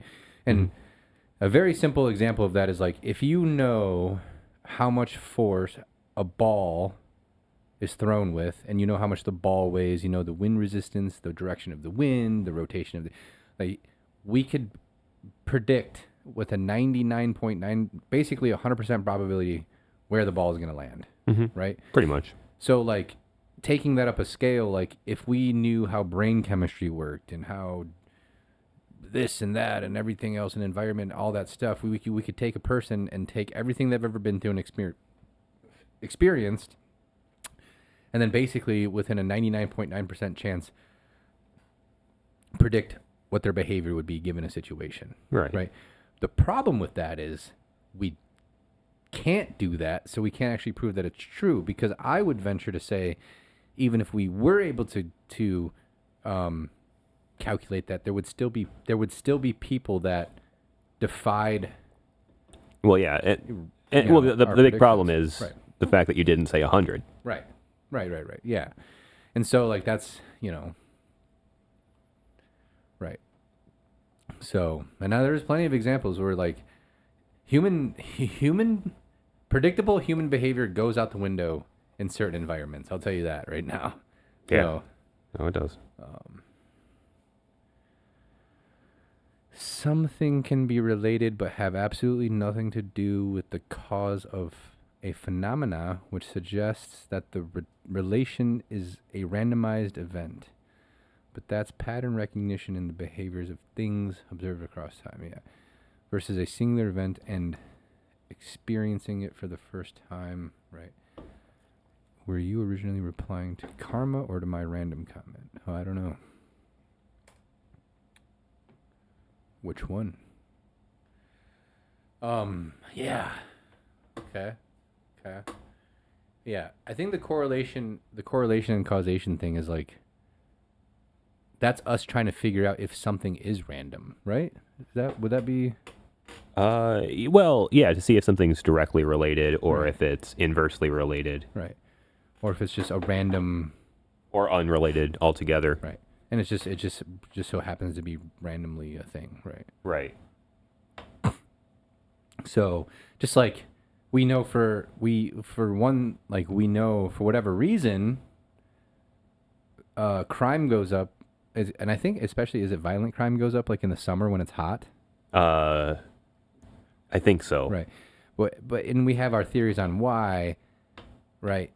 But is that random or does it have a reason? Right. Like, is there a third external Right. reason? Like, shark bites go up when ice cream sales go up. Really? Yes. Well, that's because more people are at the beach. Yeah. The third factor. Ah. Okay. Also, let me ask the chat this, by the way. If anybody is interested in coming in to the studio and being a part of a panel and stuff like that, if you message, they can message this account, right? I think Can you so. private message? Maybe. Yeah. And I mean, if you know me, oh yeah, oh, hey Yusuf, Aki. Yeah, man, you got to come up here. So, I would love to have you on here, Yusuf, my brother from another mother. But if anybody wants to be on here, thank you. Thank you. Especially for some bigger discussions. Like, and I'm really interested in getting some female humans, because I would really like to dive into the whole like adversarial thing. Oh wow! Hey, Acropolis Games, who are you? Um, I really would like to like dive into that and give people like a fair opportunity. It is sexist. You're sexist. Everything's sexist. But I would like to give people like a fair opportunity and chance to like, asking for the females. First of all, I have no game at all. So I can't really play the long game when I don't have game to begin with. All right. So there's that. So if I had any game, I'd be married by now. I'm old. Didn't happen. Hasn't happened. Depression. No, I'm just kidding. So yeah. So if anybody now, well, I know Yusuf, so I'm gonna have to coordinate with Yusuf. Got to get that hawk. What does that mean? I'm not sure. You're saying very vague things. Acropolis Games.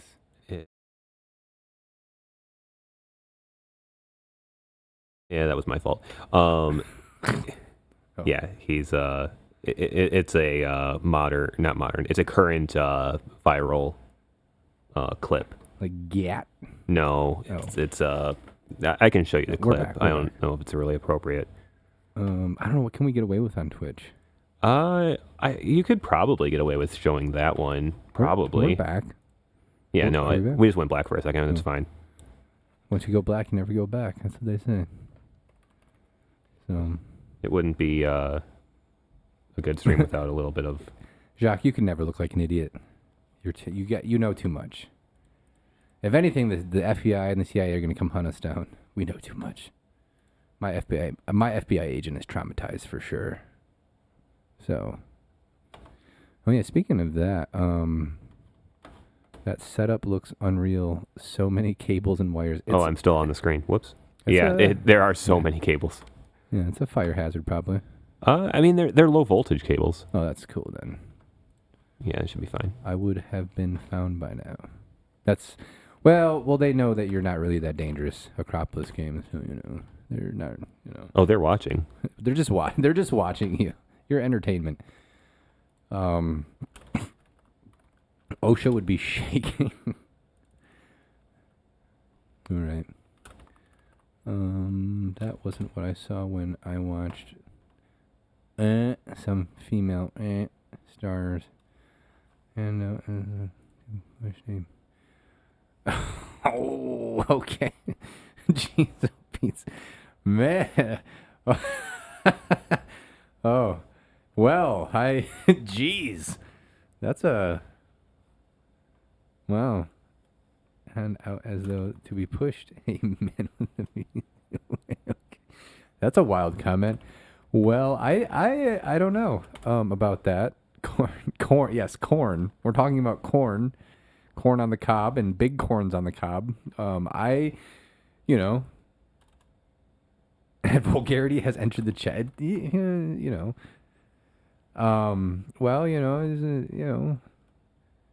There's that whole, women like big corn cobs. There's more to chew on. Wow. More to eat, and they enjoy eating more vulgar Latin. Women like more food. I guess, they like bigger pieces of food because they need nourishment, and it feels good to be nourished, I guess.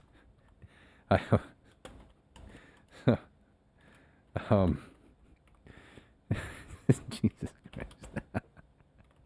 So, spat out corn.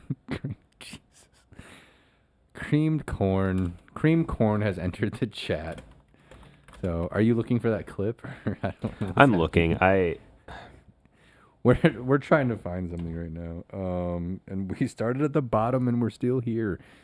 And then the I don't know how old. The big corn will put us in wheelchairs. So, Oh, it's a WebP. I need to get the extension for the WebP files. so, yeah. You know, well, corn cobs are not my forte. I prefer Mexican food. I prefer tacos. If you catch my drift. I like small tacos. I like those mini tacos, little ones. Little small mini aerodynamic tacos. All right, that was a tangent there. Why did we get on that? I don't know. Somebody were we said at? something. All right, we gotta not the corn. I don't know. I will say this. That is a big problem in our society. And I actually have quite a bit of people that come in with an addiction to corn. And I have done some reading about it. It's very interesting. But I I did say that, but I did say that, but I didn't realize it was going to lead to this much of a tangent. Yeah. So my bad. I will never say that again. So, but, my bad. That's my fault. I'll take accountability for that. There we go. Yeah. What part did you like? The PVC. Corn and brain damage aren't unrelated. Yeah, no, it's I've recently read some information on that because I needed to update my skills. Oh, what happened? Nothing. Update my skills on how to actually work with that particular thing. So yeah, it's a whole thing. It's a whole shame guilt cycle, and it's actually not even about sex. It's not even about that. And it sort of really falls into a similar category that drugs fall into. It's people, they have a hard time dealing with negative emotion, and so they engage in certain things to try to distract themselves from that negative emotion.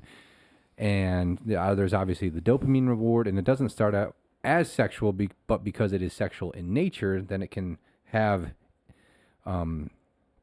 impacts and implications on sexual, the stuff that's sexual in nature, obviously, right? What is sexual? Sorry, I missed. Corn. Oh, Corn. well, I don't think it's sexual in nature. I mean, it's phallic, but No, I mean, well, I'm saying corn, but I mean, oh, I yeah, see. Yeah. Malapropism. Corn addiction. Malapropism. Okay. Yeah. No. So a lot of corn addiction actually doesn't start. It's not necessarily about sex. So, and like I said, I've recently done some research on this because it applies to my job. So.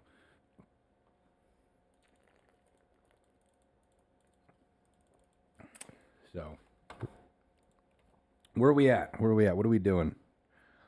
Is there, I think we're on a little standstill. Is there any other topics people want to hear about? I'm going to take some notes for future shows. Kind of talked about a lot tonight. It's just me and Tony. Yeah. I feel like we could probably talk about more stuff. With more people. Yeah, I feel like I mean, I'm doing other stuff naturally because, right. But yeah, so I'm not engaging as much as I would if I were just doing conversation. The need for control / validation go hand in hand. Maybe. I think it depends on I think for some people it may. Mm-hmm. The Truman Show. The Truman Show. I've heard of it, but I've not seen it. Yeah, The Truman Show is really interesting. What do you know about The Truman Show, Yusuf? I liked that the black shirt and purple pant matched the mouse. This You saw my purple shorts earlier. Yeah. I came here from jiu-jitsu, and all I had was jiu-jitsu clothes. So, the Truman Show is interesting. So, but how's the chat doing? What do we got? We got some people in here. How are people feeling? How are people feeling? My adversarial concept. Are you gonna come on, V Marvel? I would like to stretch the thoughts out with someone. Yeah. Yeah, Yusuf, I'd love for you to come on here and we can talk about the Truman Show. So, let's see here. Truman Show.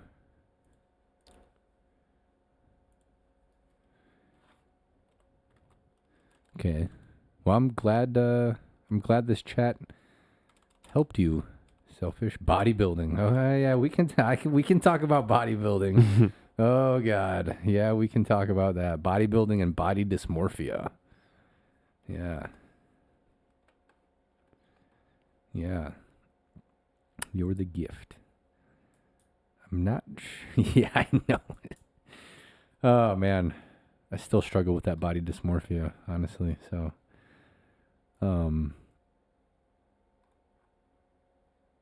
yeah, well, yeah. You have a lot of wisdom too with the bodybuilding. So, yes, I have talked to a lot of guys in the gym. Language and culture, yes. So honestly, Aeon Darky, Jacques, and Yusuf, I would like to get both of you on here at the same time. So Yusuf also speaks like 27 languages, Jacques, and I know you speak like 17. So between the two of you, you might have some overlap.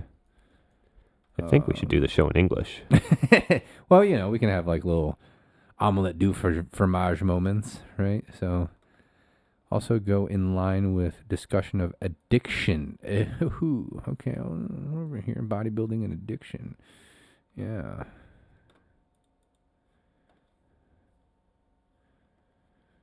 Yeah. I speak 2 and dabble in a bunch. Yeah, 17. You speak 17 languages. You don't have to brag. I'll brag for you. You speak like Valerian and High Elvish or whatever. What's the Elvish language called? High Elf? High Valerian, I think, was High in Valyrian. that was Game of Thrones, right? Yeah, something like that. Ronnie Coleman, yeah. Yeah, buddy. Yeah, that dude was insane. And Ronnie Coleman, by the way, and I know we won't get into this too much, but Ronnie Coleman was a dude that not only was genetically gifted, but had the drive that like most people just don't have. He is a human. Nutrition and religion. Okay, nutrition. He is a human that, like, in a way, people like him don't occur very often. Sure. So, religion is a. Yusuf knows about nutrition and religion, actually. So, see, that's why I need both. I need you. It's going to be so hard to coordinate getting Jacques and Yusuf on here, but if I could get you both on here at the same time, man. Yeah, well, yeah, politics is always dangerous. And I mean, obviously, that's a pretty big go-to one. So maybe we'll have to save politics for a later show. Mental health as it affects parenthood. Yeah, that's a tough one too. Or how parenthood affects your mental health. We kind of go both ways, right? So, parenting in general. Yeah. Yeah, how many parenting podcasts are like, how many people have honest discussions about parenting? I'm sure there's a lot of podcast format mommy blogs. Yeah, but like when you think about some of the bigger podcasts, like the Joe Rogan and like I don't know, the whatever, and like all those like bigger podcasts, I don't really. It hasn't really hit the mainstream parenting stuff. No. Yeah, but I I think honestly, because I think we've, which hand do you wipe your butt with? Oh man, that's depends on where you're from, right? So, um, life skill, life skills for the missed generation. What is the missed generation? I'm not sure. What is it? There's like forgotten generation. The missed generation? What is that? What was I gonna say about parenting?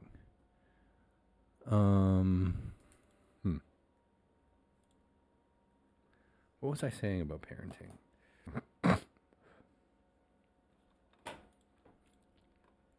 Oh, what I was gonna say about parenting. I think I don't. Maybe there's not a lot of talk about parenting because I feel like we as a society have become like anti-human.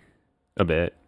Um, I mean, that's a bit more. yeah. That's a little deeper than probably a lot of it goes, but yeah. I mean, What's OBE? I'm not sure. Out of body experiences.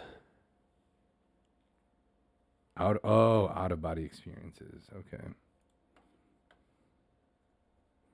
My entire life is an out of body experience. I think we just got a bot in the chat. Cheap viewers on Cut. Yeah, that's a bot. Dang, we got a bot on here. Yeah, well, that happens. Does that mean we're doing good? I don't know. Artificial intelligence. How about artificial general intelligence? I think that's like more of like the scary one or whatever. Yeah, that's the one that's the real one. Yeah, Like the what we real have now is just you know, what is it? Whatever it is, learning. Yeah. It's not what artificial intelligence actually is. Right, It's right. We banned the bot. So it introduced a prejudice that I saw only from AI. It showed prejudice toward my username. Yeah. That's interesting. Like your username, and am I guessing your username was the username you have here as well? Maybe. likely. Yeah. Selfishness. Okay. Yeah. A lot of the current AIs or what The Turing test. Um, Did you get bullied by an AI? Man, how messed up would it be if you get bullied by people and then you get bullied by AI? So, one of my favorite things though to do is like,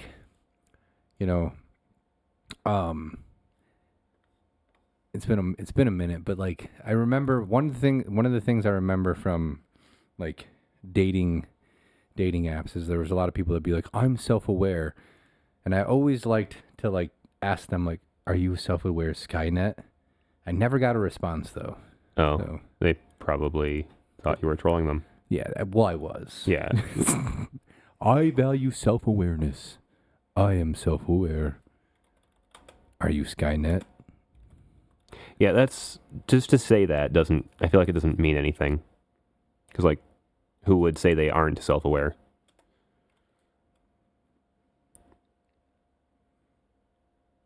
That is a soft AI. What a soft AI. So, but then again, the current AI are kind of developed by soft people. So, maybe that's a reflection of the creators that created the AI. You know what movie is a sort of relevant right now is iRobot. Okay, I've not seen Yeah. it. There's a lot of movies I really should see. Yeah, it's pretty good actually. And it actually stands the test of time. And it kind of proposes the idea that like if we entrusted AI with the protection of our species, like basically the AI is like, well, the best way to keep humans alive is to protect them from themselves. Oh, Yeah. okay. So basically I was going to like kind of trap everybody, and they were going to like basically force humans to like live healthy lives by force. Hmm. So because that was the best way to perpetuate the survival of the human race. Huh. is to take away the human's autonomy, basically. Okay. Yeah. So I yeah. kind of get why you would come to that conclusion, but yeah. Right. So, martial arts and the value of violence, particularly in controlled environments to build discipline. Yeah, that's something I would love to talk about, honestly. Because when you don't know how to control that, especially physically, you tend to be more physically dangerous because you're more likely to lash out, right? And I think there's two dimensions to that, right? There's the physical violence, and if you can master yourself physically, you tend to be able to master yourself emotionally. But there is your ability to master yourself emotionally and to master yourself physically. And they, for the most part, go hand in hand, but they diverge a little bit, I think. But I think people who understand physical violence know that it's not worth it to inflict violence on other people, like physical violence, right? And then, that obviously that also, then we get into like the, right. Yeah. And that's a good point too. Emotional and, emotional violence, that's rough too, right? And that's a whole other mastery that you have to have, and not to act out emotional violence on somebody, right? Because you can do it by accident, right? Oh yeah, like the more I've gotten into martial arts, especially recently, is like the less I don't, and the less I want to fight. And like, not only that, I know what it's like to be physically hurt, and I don't want to inflict physical pain on other people.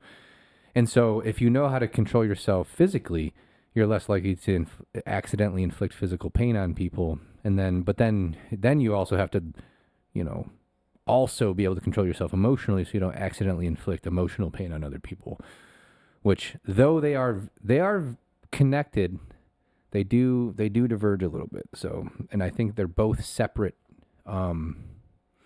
things, right? What are you reading over there, by the way?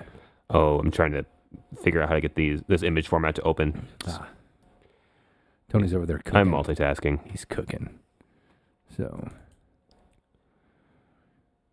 yeah, bro. Honestly, if you go to like any real martial art place, like Muay Thai, Jiu-Jitsu, like it's a way more practical martial art. Like, you very quickly find out that you're not the guy, that your professor is kind of the guy, but that there's even people better than your professor who are those guys, right? So, and even those guys, there's other guys that, are those guys to those guys. That was a really big chain of events that just happened. But yeah, like, honestly, like, a lot of people are, find me physically intimidating, but like, in all reality, like, I'm not trying to be that guy, because I'm 250 pounds, right? Okay, I'm lying. I'm like 255 pounds because I've been eating a lot of pizza. Don't look at me, Yusuf. Don't look at me. So I'm 255 pounds and I'm 35 years old, right? There's a dude at my jiu-jitsu gym who's like 21 years old and he's like 150 pounds. And if I got into a real fight with him, I would have to pull out all the stops. I would have to pick him up and slam. I would have only my physical strength to stop him from killing me. Because I cannot submit this young guy. I cannot submit him to save my life. Okay? I would have to hope that I could pick him up and slam him before he choked me out and killed me, right? But wouldn't the biggest fish exist? Otherwise, wouldn't it continue? It kind of continues forever. Karma would get him. Okay. But yeah, there is always a bigger fish, and it is always sort of continuous, isn't it? Like, it's like a never ending, like, there's always somebody coming along to kind of remove that bigger fish. Unless you're Khabib and you retire before the bigger fish shows up. So some people will get that reference. So Yeah, I mean, there would theoretically be a biggest fish, but then you got like a few people who are at the top who could possibly trade that position, probably. Right. So, but best view. Oh, we got another bot. Mm-hmm.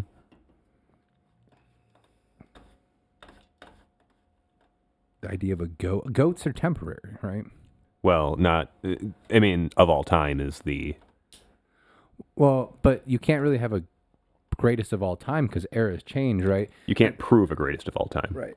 So like I always found that fascinating with basketball. Like Michael Jordan was the best for his time. How do we put him in today's standards, and how do we put people who play today in his standards, right?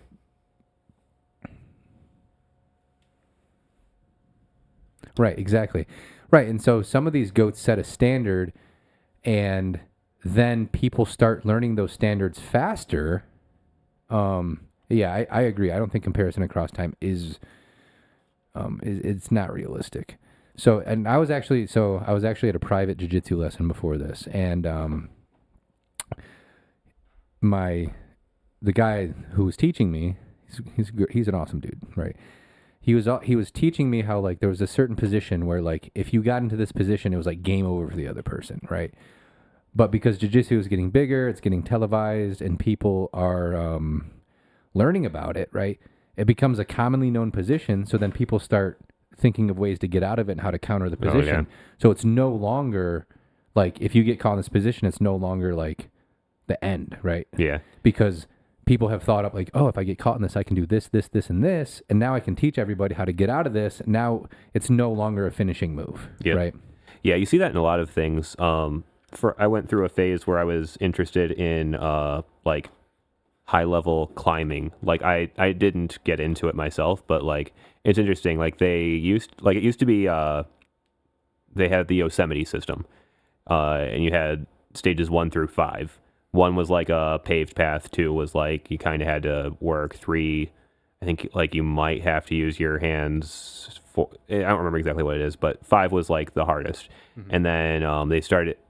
Nobody cared about 1 through 4, but 5 started getting subdivisions. For a long time, 511 was the hardest. That's why there's the clothing company 511. It's named after what used to be the hardest. Now that goes to 514D, I think, last I heard.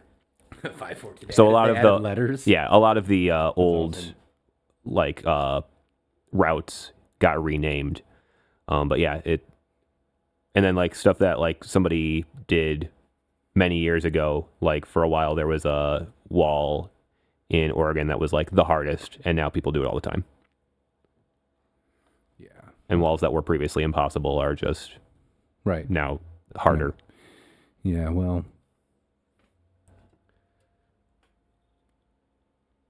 Yeah, I was going to say something about building a wall, but use the Mexicans to build the wall. But if the Mexicans build the wall, they'll know how to get over it.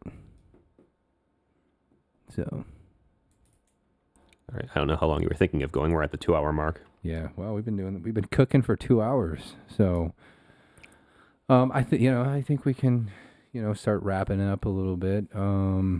Probably, I definitely don't want to go past 11, but so. Mm-hmm. Yeah.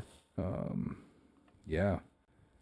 So, yeah, Loch Ness is the big fish. Okay. Loch Ness is not a fish. It's not a monster. It's a dinosaur. Well, Loch Ness is a lake, but yeah, Loch Ness is a lake. The Loch Ness monster is a dinosaur. Duh, not a fish. Doesn't have gills. Your mom went to college. So. Yeah, I think it's crazy how deep Loch Ness is. We don't know that. Well, it looks like a dinosaur. Every depiction of it looks like a dinosaur. Yeah, the lake is like, how far across is it? It's like, is it even 2 miles across? I don't think so. Well, wait, I guess it's long, but right. At what direction? I guess the max width is 1.7 miles. Okay, listen, Jacques. We don't care about the stupid translation. I'm just kidding. Apparently, it means Lake Ness, We just got. Yeah. Yeah, I didn't know. Can we just calm down with all your knowledge? But yeah, it's like as deep as Lake Huron. Oh wow. Yeah, 750-ish feet. You wound him. I'm just kidding, Jacques. I love you. I love your knowledge. But you just sometimes you take the mystery out of things. But it's okay. We don't need mystery. You're mysterious enough. You keep your secrets. You keep your secrets, Mr. Frodo. No, I just I probably realize that. But it sounds cooler to say Loch Ness, okay? And that's what it's So- called. I mean, All right, but it means lake. Yeah, It I means know. Lake Ness. But it sounds cooler to say Loch Ness. but yeah, it's So, because then I can sound all sophisticated. The whole lake is the monster? Oh, my God. wow. The whole lake is the monster. Oh, man. That's fair. I call my shorts Loch Ness Monster. Yeah. So, that sounded like comment from a Jeopardy contendant to Alex Trebek. God rest his soul. God rest his soul. He died, right? Yeah, I think so. Didn't he? He had cancer, I'm pretty sure. Yeah. So it's kind of sad. So, but I mean, he lived a good life. Yeah, made a lot of money. my God. Oh, he died in 2020. Oh, so oh wow, he really held on there then, Yeah, I mean, So he the- retired a little bit before, but right. He probably wanted to chill. So, how old was he? He was still pretty old, wasn't he? he was 80. 80. Okay, I mean that's not bad. He made it. So, let's go the route of all the other podcasts and talk about cryptids. You know? We could talk about the cryptid in my beehole. There's a monster that lives in there. It's never satisfied. My name is Alexander. It's Alexander. My parents named me Alexander, but everybody calls me Alex. And I don't know. What was the point? Maybe that's something we could talk about. Why name your kids something and then not call them that name? Why? Yeah, I don't know. I mean, that's kind of why my name is Tony, because they were never going to call me Anthony. Oh, your legal name is Tony? Yeah. Oh, I didn't know that. Yep. So you're like Tony. So the other Yeah. Tonys are Anthony's, but you're Tony. Yeah. Ja. Yeah, so I've had people like get upset, like usually like ladies at like the DMV or whatever, or like if I'm applying for a job or something, they'll like give me like, I need your real name. It's like, yeah, that's it. Let's form some connections. It's a BBC in my beehole. Yeah, so do names carry enough psychological power to steer people towards becoming their name? I've wondered stuff like that. Like there's a few names that Alexandre. Is that? Hold on a second. I don't know. I can find out. Oh, yeah. Oh, hey. No, it says it's Alexandre Alexander. Translate it. He's hitting me with that. My nickname. Yusuf knows. Oh wow, I typed it in and everything became backwards. Yeah, they write the other from the other way. Alexander is a sexier It's name. General Alexander. Yeah, it is. Alexander Alexander. Yeah. That's my weightlifting nickname that Yusuf gave me. Oh. Yeah, it's tattooed on the side of my head. Oh. So Did you shave it and then let it grow back? yeah, well, I shaved it to get like Right, yeah. yeah. That's what, yeah. yeah. I mean, So- the obvious way. Yeah. But- So, alaikum salam. I do got to practice. I've forgotten some Arabic. I mean, I still like Tiz Kabir. So, yeah. So, still know that. Oh, only Yusuf is going to know, thankfully. At least this time. So, but do names? Oh, okay. Jacques. Busting out some Greek on me. That's also my name. I guess Greek is an exceptionally difficult one to learn. It's not really that bad, actually. Oh, I've heard it is. I don't know. Oh, okay, but the names carry enough psychology to steer people towards becoming their name. I think so, honestly. because my buddy who's an actuary, he was actually telling me that people's initials can actually play a factor in how long they live. Huh. Like if your initials spell something negative, like it can negatively impact like the outcome of your life. Huh. Like if your initials are like BAD, like Brandon Anderson Sure. Dickerson, right? Yeah. And it spells bad, like that can actually negatively impact the outcome of your life. Huh. So, and he works in actuarial science, and so like, they did all the fancy math that is involved with that, and they found that. Wow. Huh. So, I wonder how they determine whether a thing is good or bad. I mean, obviously some things are obvious, but like I feel like there's a lot of neutral things that. Oh, love. Yeah. What about BBC? The British Broadcasting Channel, because that's all I know that means. Brandon Brian Cook. Yeah. Is that like a good one or a bad one? I don't know. Well, he did say that like neutral like initials like had basically no effect, and then like positive initials had. So if your initials spelt something positive, it had less of a positive impact than the initials with a negative connotation had. But if your initials don't really spell anything, it's just neutral, then there's like basically no impact. So Yeah. can we talk about love? I guess we can talk about love. Is it a healthy emotion overall? It can be a healthy emotion. Yes. Gundick. Oh God. We called him. I heard of a guy named Wayne Bruce, Yeah. and everybody called him Manbat. Manbat. Gundick. We called him Rifle Cock. Oh, Rifle Cock.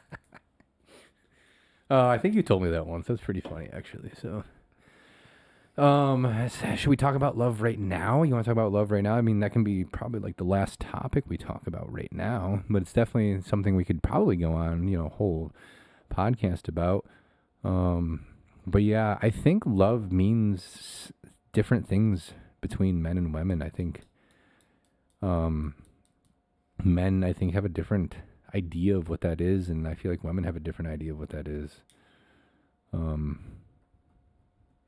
So I think for men too, like love means respect too, to be respected. I would agree. Yeah, and for women, love is to be taken care of. Like I don't know what it would mean for women. I mean, there's the whole love languages thing. Right. I think for women, for them, it seems like to be loved is to like. It's more. I feel like it's more romantic for women. I've heard some pretty substantial arguments the other way, or compelling arguments the other way. What do you mean? Like the, there was, that one comedian, was like, men will see a woman and be like, I can't live without her. I need her. Yeah. My life would be so much better with her. Love is love. I need to do anything I need.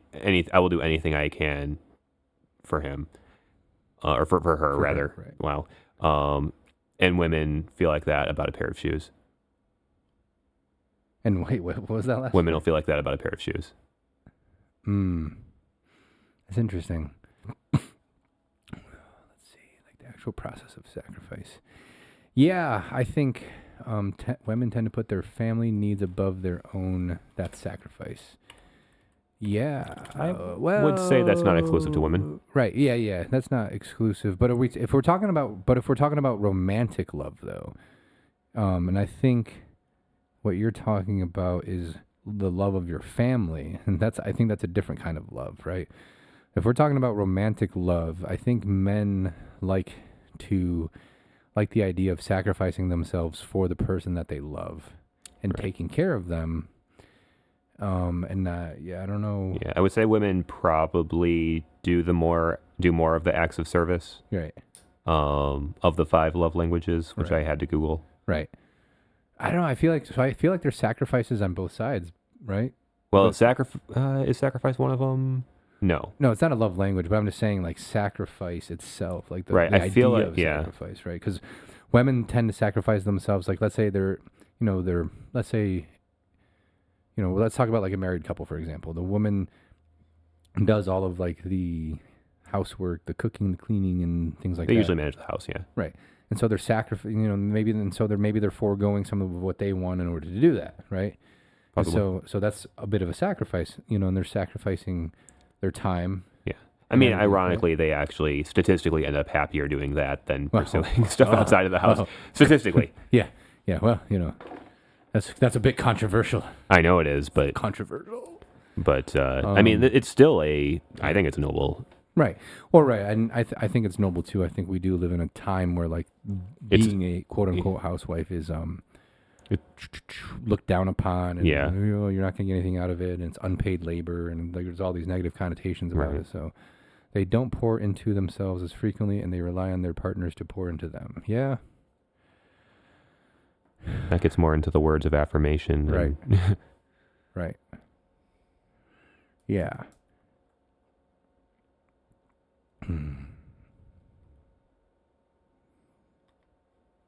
Right. Yeah, and like when it comes down to it, like if a man really loves a woman, he's gonna sacrifice his life to protect her.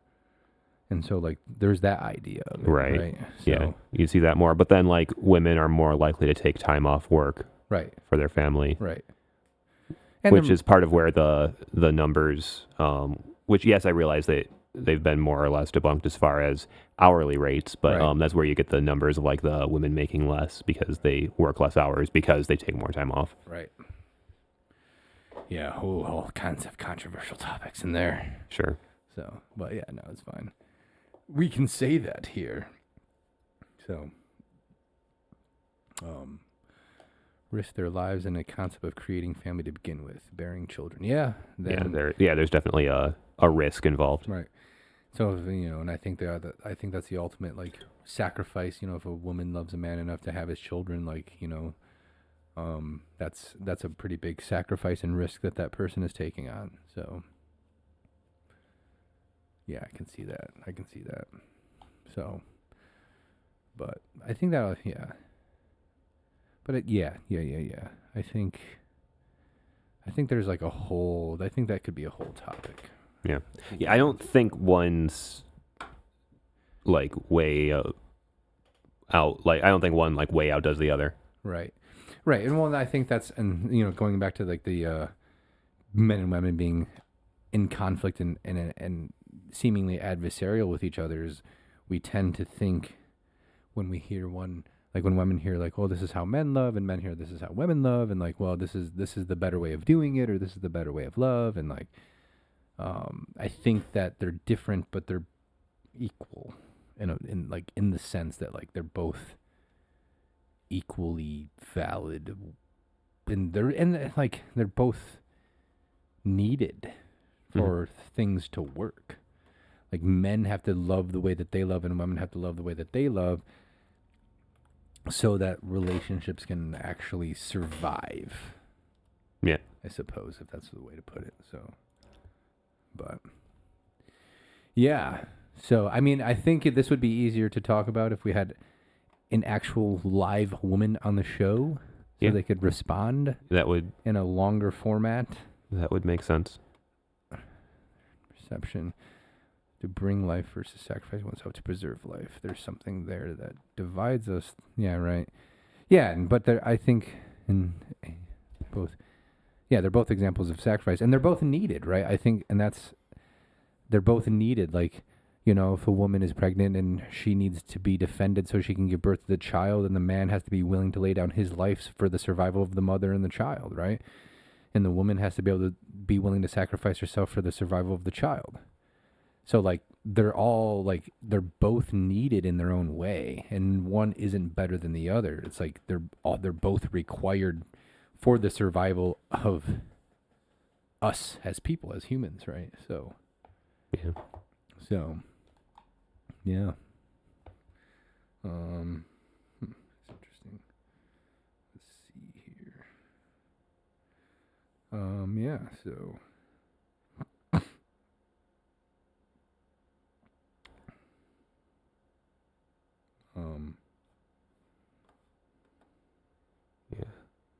Duality. right. The duality. The duality. There's a topic, duality. Very well said. Yes, by everybody. Very well said by everybody. So, yeah. Well, I think we've been at it for 2 hours and 16 minutes. I think we're probably gonna wrap it up. Probably feel good about this. Yeah. Yeah. So thanks for that last topic, Marvel. We appreciate you. You're a very intelligent and well-spoken woman, and we appreciate your input. We hope you come back, join us again. Maybe we can get you on the show. I would very much appreciate your input. Yeah, so thanks everybody that showed up, for everybody that contributed. We're going to try to grow this. We're going to try to have more people on. We're going to try to do these. We're going to do some interview style stuff. I have some ideas going. So yeah, this is the first step in the journey of many miles, hopefully, to go. Yeah, so I've been wanting to do this for a while, and I appreciate Tony for helping make it happen. He's probably more essential than me. I'm just kind of sitting here being a jackass. He's kind of running the show. Well, I've not had the feeling that I can support a show on my own. So no, well, hey, well, I guess at least not as far as the topics and conversation are concerned. Cool. Well, all right. Well, both are required, right? The duality. So, all right. So, yeah. Well, thanks everybody for showing up. We don't have any outro music or anything. No, we'll have to get a hold of something. Keeping off his phone and Diet Coke. Yeah. Yeah. No. Almost. So. But yeah, so we're going to get some music going for the next one, hopefully, and some other stuff we'll upgrade. But yeah, I'm glad we were able to do this, and we will, and for anybody that isn't familiar with the other show, yeah, thank you for showing up, man. I do appear on Acropolis Games, right? Acropolis Now. Acropolis Now. Can you put a link to that in there really fast? I think. Well, it'll take me a minute to get it, but yes. Sing my own outro. I don't have anything. Like, happy birthday to you. Yeah, I think that's. Is that copyrighted? I probably shouldn't sing that. I think it just left copyright. Oh, did it? Yeah, or got out of copyright like a couple years ago. What's that? No, I know a song. School is all done. All right, so Tony just posted a link. I appear on that show usually every Tuesday. It starts at 9, right? Yes. Right, 9. Yes, 9. It's 9 on Tuesdays. So we're going to. I'll be on there, and we're gonna be. This is gonna be kind of rotating. We're kind of experimenting with times. We're kind of just doing it when Tony and when we both are available, yeah, and then we'll try and get some regular times going. We're gonna try to do it every week. So after we cut off here, Tony and I will probably get together and talk. Unless I don't know, should we do it now so we can tell them when to come back? When that'd be nice, when are your days off next week? I got a few days off because I took some vacation time that ended up not being vacation. So, what days? Thursday, Friday, Saturday. Thursday, Friday, Saturday. Hold on, let me take a gander. Yeah. This is my paper schedule. And I think I'm off also Sunday and Tuesday, maybe. What week is it? So next week. Thursday, Friday, Saturday. You said you have Saturday off? I'm sorry, Friday, Saturday. You have Friday and Saturday off? Also Wednesday and Sunday. Okay. So like Sunday the 30th? Oh, the week before that. Sunday the 30th, I am off, yeah. Wait, you have Sunday the 23rd off? Yeah. Man, maybe we should do a show then. We might be able to actually get some people on Sunday. So Maybe it's soon, but if we can get people, then that's not a problem. All right. What time? I'm off all day. Is the store open on Sundays? Nope. It is in 3 days. Man. This is tough. But you're also off the following Sunday, right? Yes. Yeah. Huh. Yeah, let's shoot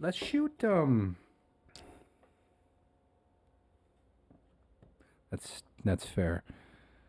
Well, we'll have more show.